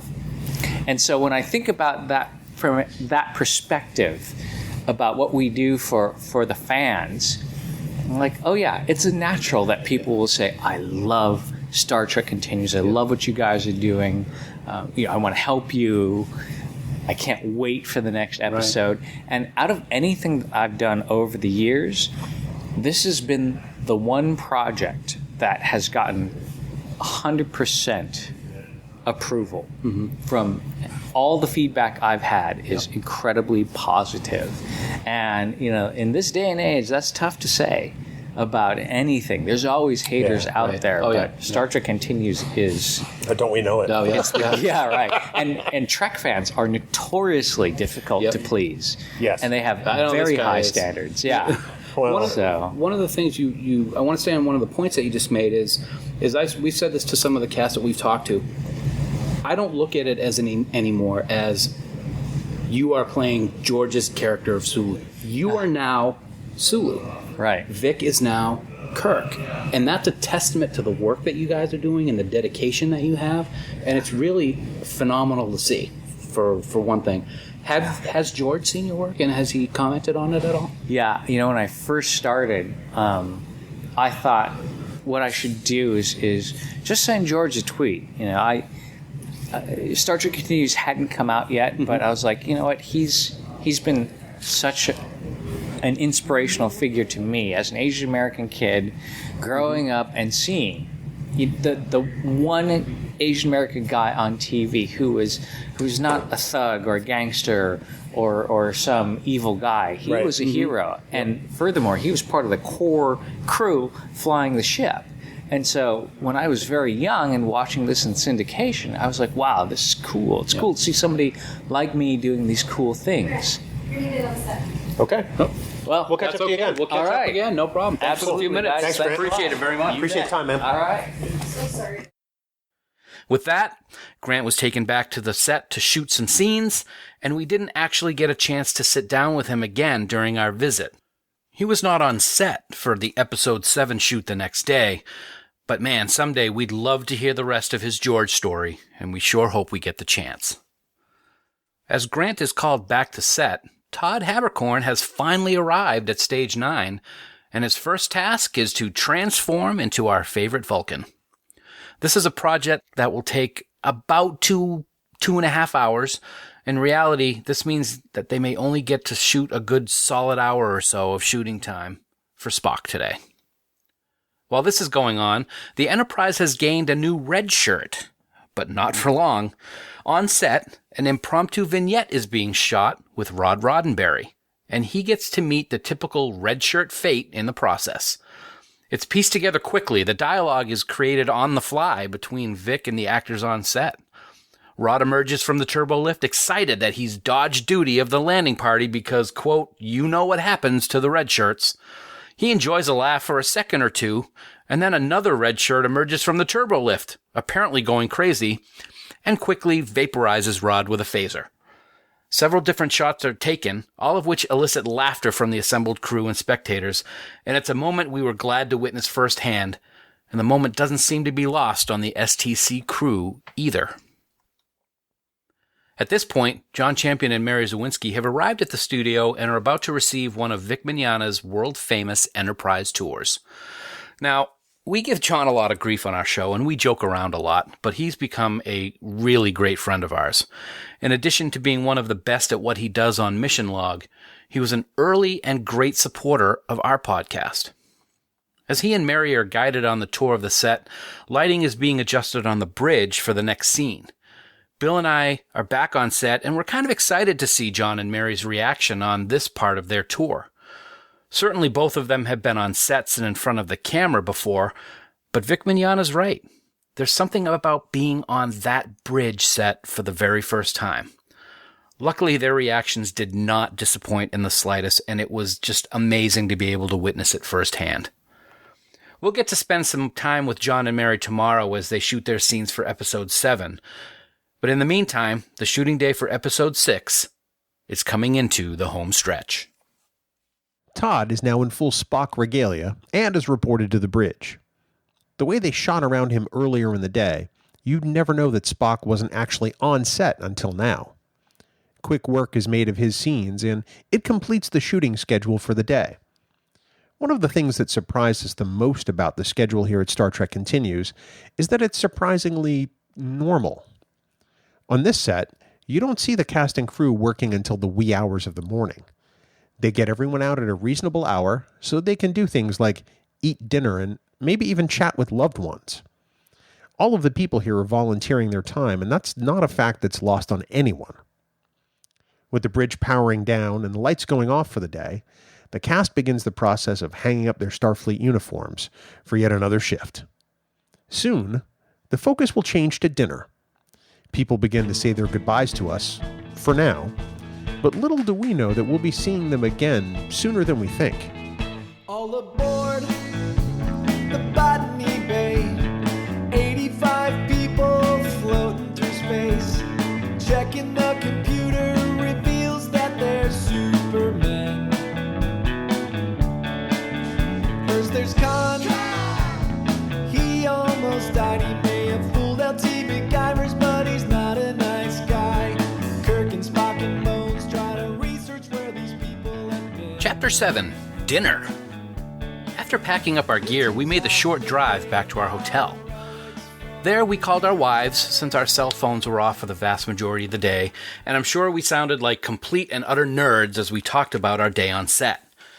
At this point, we're riding a total high of adrenaline and emotion, and it really hasn't set in yet that we've only got one more day to be around these amazing people.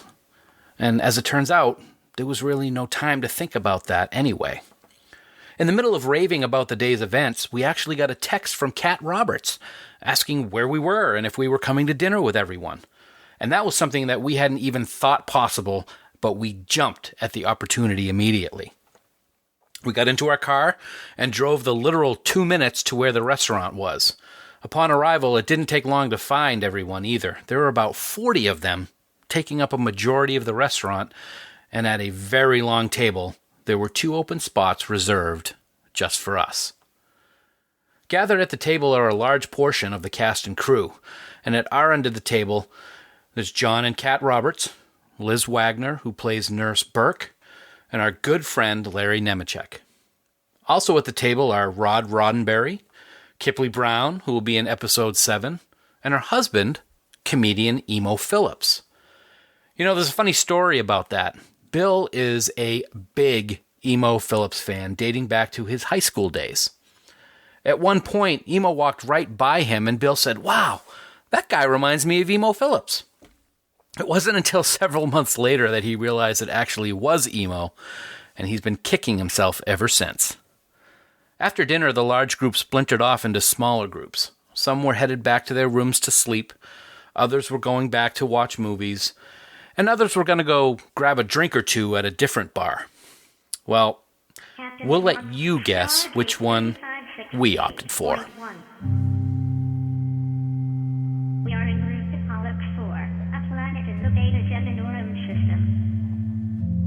All conditions normal. At the beginning of this story, we talked about the middle of our journey, which was this dinner. It was the perfect ending to an amazing day of celebrating our fandom and getting an opportunity to know some of the incredible people who helped to make Star Trek Continues come to life. We knew at the table this feeling, this gathering of artists, was the story that needed to be told. Like Vic had said earlier in this podcast, it's such a rarity to see this, and it's something unique and special, and whether these people know this or not, they've forever made an impression on us. We have only one day left in our visit, and if the first day was any indication, it's going to fly by. We feel like we just got here, and by this time tomorrow, we'll be packing to leave and head for home. We'll talk about our second day on set in part 2 of A Journey to Futures Past, premiering later in 2017.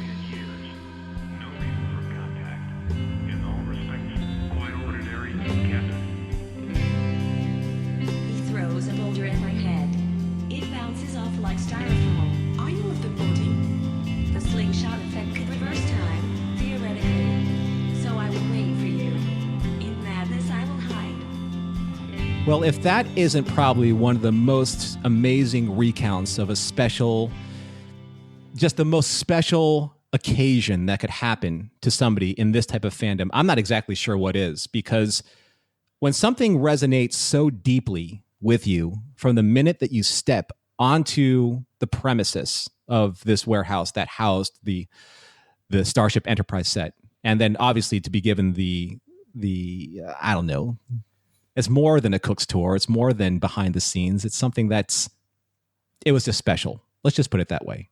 It was just special for the both of you. Is there anything else that you can say about that you haven't already said before?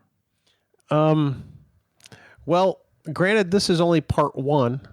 We discovered in trying to do an audio documentary, something we've never done before, that it's a Herculean task.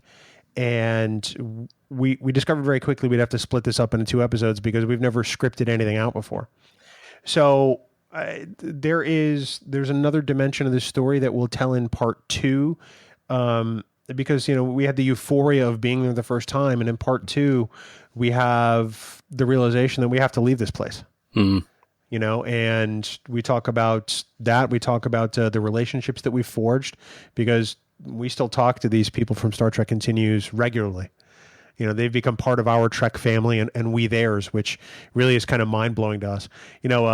We'll talk about this in part 2, but after we got back from our visit, Dan and I both got in the mail cast and crew t-shirts from the episode we were there for. And they don't do that for just everybody. Casey Shafsky, just an amazing guy, sent us a couple because he knew what the trip meant for us, and that means the world to me. I try not to wear mine just so it doesn't wear out. Exactly. Yeah. But that's the kind of relationship we forged for these people, and we hope to do it justice here in part 1, and we hope that in part 2, which will premiere later this year, that we can continue to do it the justice it deserves. Star Trek continued to do it the justice it deserves. Yes. Yes, sir. Well, I've said it a few times tonight. I echo those sentiments from Bill. I don't want to sound too, over the top, but I'm not lying, and I'm over exaggerating when I say it was a Jesus moment in some ways. Being on that bridge like that, it's something that not many people get to do, and for people that have such passion and love for the series, it was overwhelming. I really can't say much more than that, other than what we've already said in the documentary and what we'll say in part 2. But it really was something special, Norm. The only way for me to be able to experience what you experienced is for me to reach out and Vulcan mind meld, because that's really the only way. It really kind of is. In the prologue to this audio documentary, as we've been referring to it, we mentioned that we thought this trip was one thing, and we soon realized it was something very different. This story could have been just about our visit to a set, but it's about these amazing people. Mm-hmm. I don't think, Dan referred to it as a Jesus moment. I don't think this moment would have had near as much weight if all of these people hadn't been so truly and genuinely wonderful, not just to us, but to each other. Mm-hmm. To walk into a building like that where there are creative people and there's no tension, there's no fiefdoms, there's no turf war. It was beautiful. I used the term synchronicity at the top of the documentary, and it truly is. It's one of the most beautiful things I've ever seen as far as people coming together, and it's truly in the spirit of Star Trek. And that, I think, is what I want a lot of people to just understand, crystallize, encapsulate, and try and add into their life. Because when you see what they do there, and you see obviously the product that they put on screen, and you see not just how good they are from a production standpoint, but how passionate they are, that translates into something that they are trying to do and reach a certain audience to make sure that, this is what we want you to remember what Star Trek is all about. We want to remind you that Star Trek is about hope. It's about positivity. It's about passion. It's about people coming together and working through a situation. It's about coming together as people. And I think that's something that's sometimes lost out there as Star Trek becomes more technically advanced in production, more involved in these social media fiefdoms. They miss the point that Star Trek is about trying to unify humanity. And I can't say this enough. I think that is what Star Trek Continues does best. Without a doubt. There are plenty of fan films, and there have been plenty of fan films, and some of them are amazing, and some of them are, passionate works from fans that have never acted before in their lives. And each of them has value.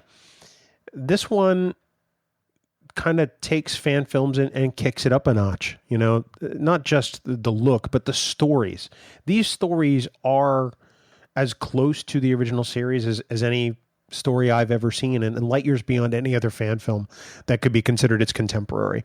The care and the trust that they exhibit in this production says it means the world to me as a fan, and it says everything. Well, as we wrap up this show, I know that usually in this segment, this is where we throw your thank yous out to the people that have inspired you and have participated in the show. But before we get to that, I would like to say to both you, Dan, and both you, Bill, that it has been my great honor to be able to share this 100th episode with you, because as Star Trek fans, this is something that is profoundly meaningful to us. It has shaped our lives in many different ways. But it has also given me the opportunity to be able to work with you and to be able to extend my friendship to you and yours to me in return. And I think that's actually really profound in fandom, where we can actually meet people where we probably would have never met before and be able to talk about things that we care about, but then also be able to blend that into our own personal lives. So thank you for giving me your trust, and thank you for giving me the honor of being able to host this particular podcast. It is a very great honor for me to do so. Thank you. You know, Norm, we truly can't thank you enough. I mean, you are our friend. You know, you're a podcaster that we've admired for quite some time. And when Dan and I sat down and said, okay, who would we trust with this episode? Yours was the first and only name on the list. Yep. We have nothing but love for you. We are incredibly grateful that you took time out of your schedule, busy as it is, to sit down with us for this, because it needed the care and the precision that somebody like you brings to a podcast, and we can't thank you enough, brother. We really can't. Thank you so much. Thank you so much. It really does mean a great deal to me. So I'm going to turn it over to you fine gentlemen, because now this is the part of your show where you take care of the rest of your friends. Thanks, Norm. And like Bill said, the thanks goes to you for doing this with us and for us. It has been an absolute honor and pleasure. We'd also like to extend our sincerest thanks to the following people, without whom this episode wouldn't have been possible. So with that, we'd like to thank Vic Mignogna, Casey Shafsky, Lisa Hansel, James Kerwin, Julian Higgins, Ginger Hawley, Hannah Baruki, Grant Imahara, and everyone in the Star Trek Continues family.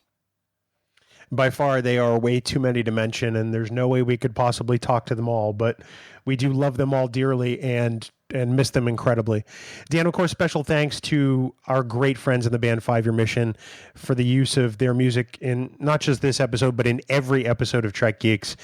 We played a lot of cuts from them tonight as segment breaks and some songs you haven't heard on Trek Geeks before, and we sincerely hope everyone will head out to 5yearmission.net, download all their albums. They're working on year 4 right now, and please show them some love as much as we love them. We are huge fans, and we hope you will be too. Yes, and we love everyone in the band, especially Fark, because Fark Trek Continue. Oh God, I screwed that up. I'm leaving that in. I'm not even fixing it. Just go, Norm. Just take it. Well, all of your supporters on Camp Kittimer, because Camp Kittimer is always growing, and all of their input, has helped you along the way. But there's one person in particular, and she's a friend of mine. She's a friend of yours, and somebody who I love dearly, someone who I met at Star Trek 2016. And I would like to personally dedicate my performance here on this podcast to Haley. Haley Sestra, we all love you, and I wish I could see you again in Las Vegas, but Bill and Dan will take great care of you. So thank you for all of your support and what you do for Trek Geeks on #Trek Tuesday. A Journey to Future's Past. Oh, I'm sorry. Go ahead. No, I can't add anything to that. It was perfect. We love Haley, and she is part of what makes Camp Kittimer and Trek Geeks so great. So well said, Norm. A Journey to Future's Past, Part 1, has been a production of the Trek Geeks Podcast, executive producer Bill Smith, and was written by Bill Smith and Dan Davidson. Visit trekgeeks.com to find out more and subscribe to the podcast. For me, and for Dan Davidson, and for Bill Smith, thank you very much for listening to Trek Geeks 100. Live long and prosper. Coconut! Yeah, you knew I was going to throw one in, no matter how serious the episode was. It's the 100th episode, and you brought that to the table? You got a coconut? Oh, the one that started it all was coconut.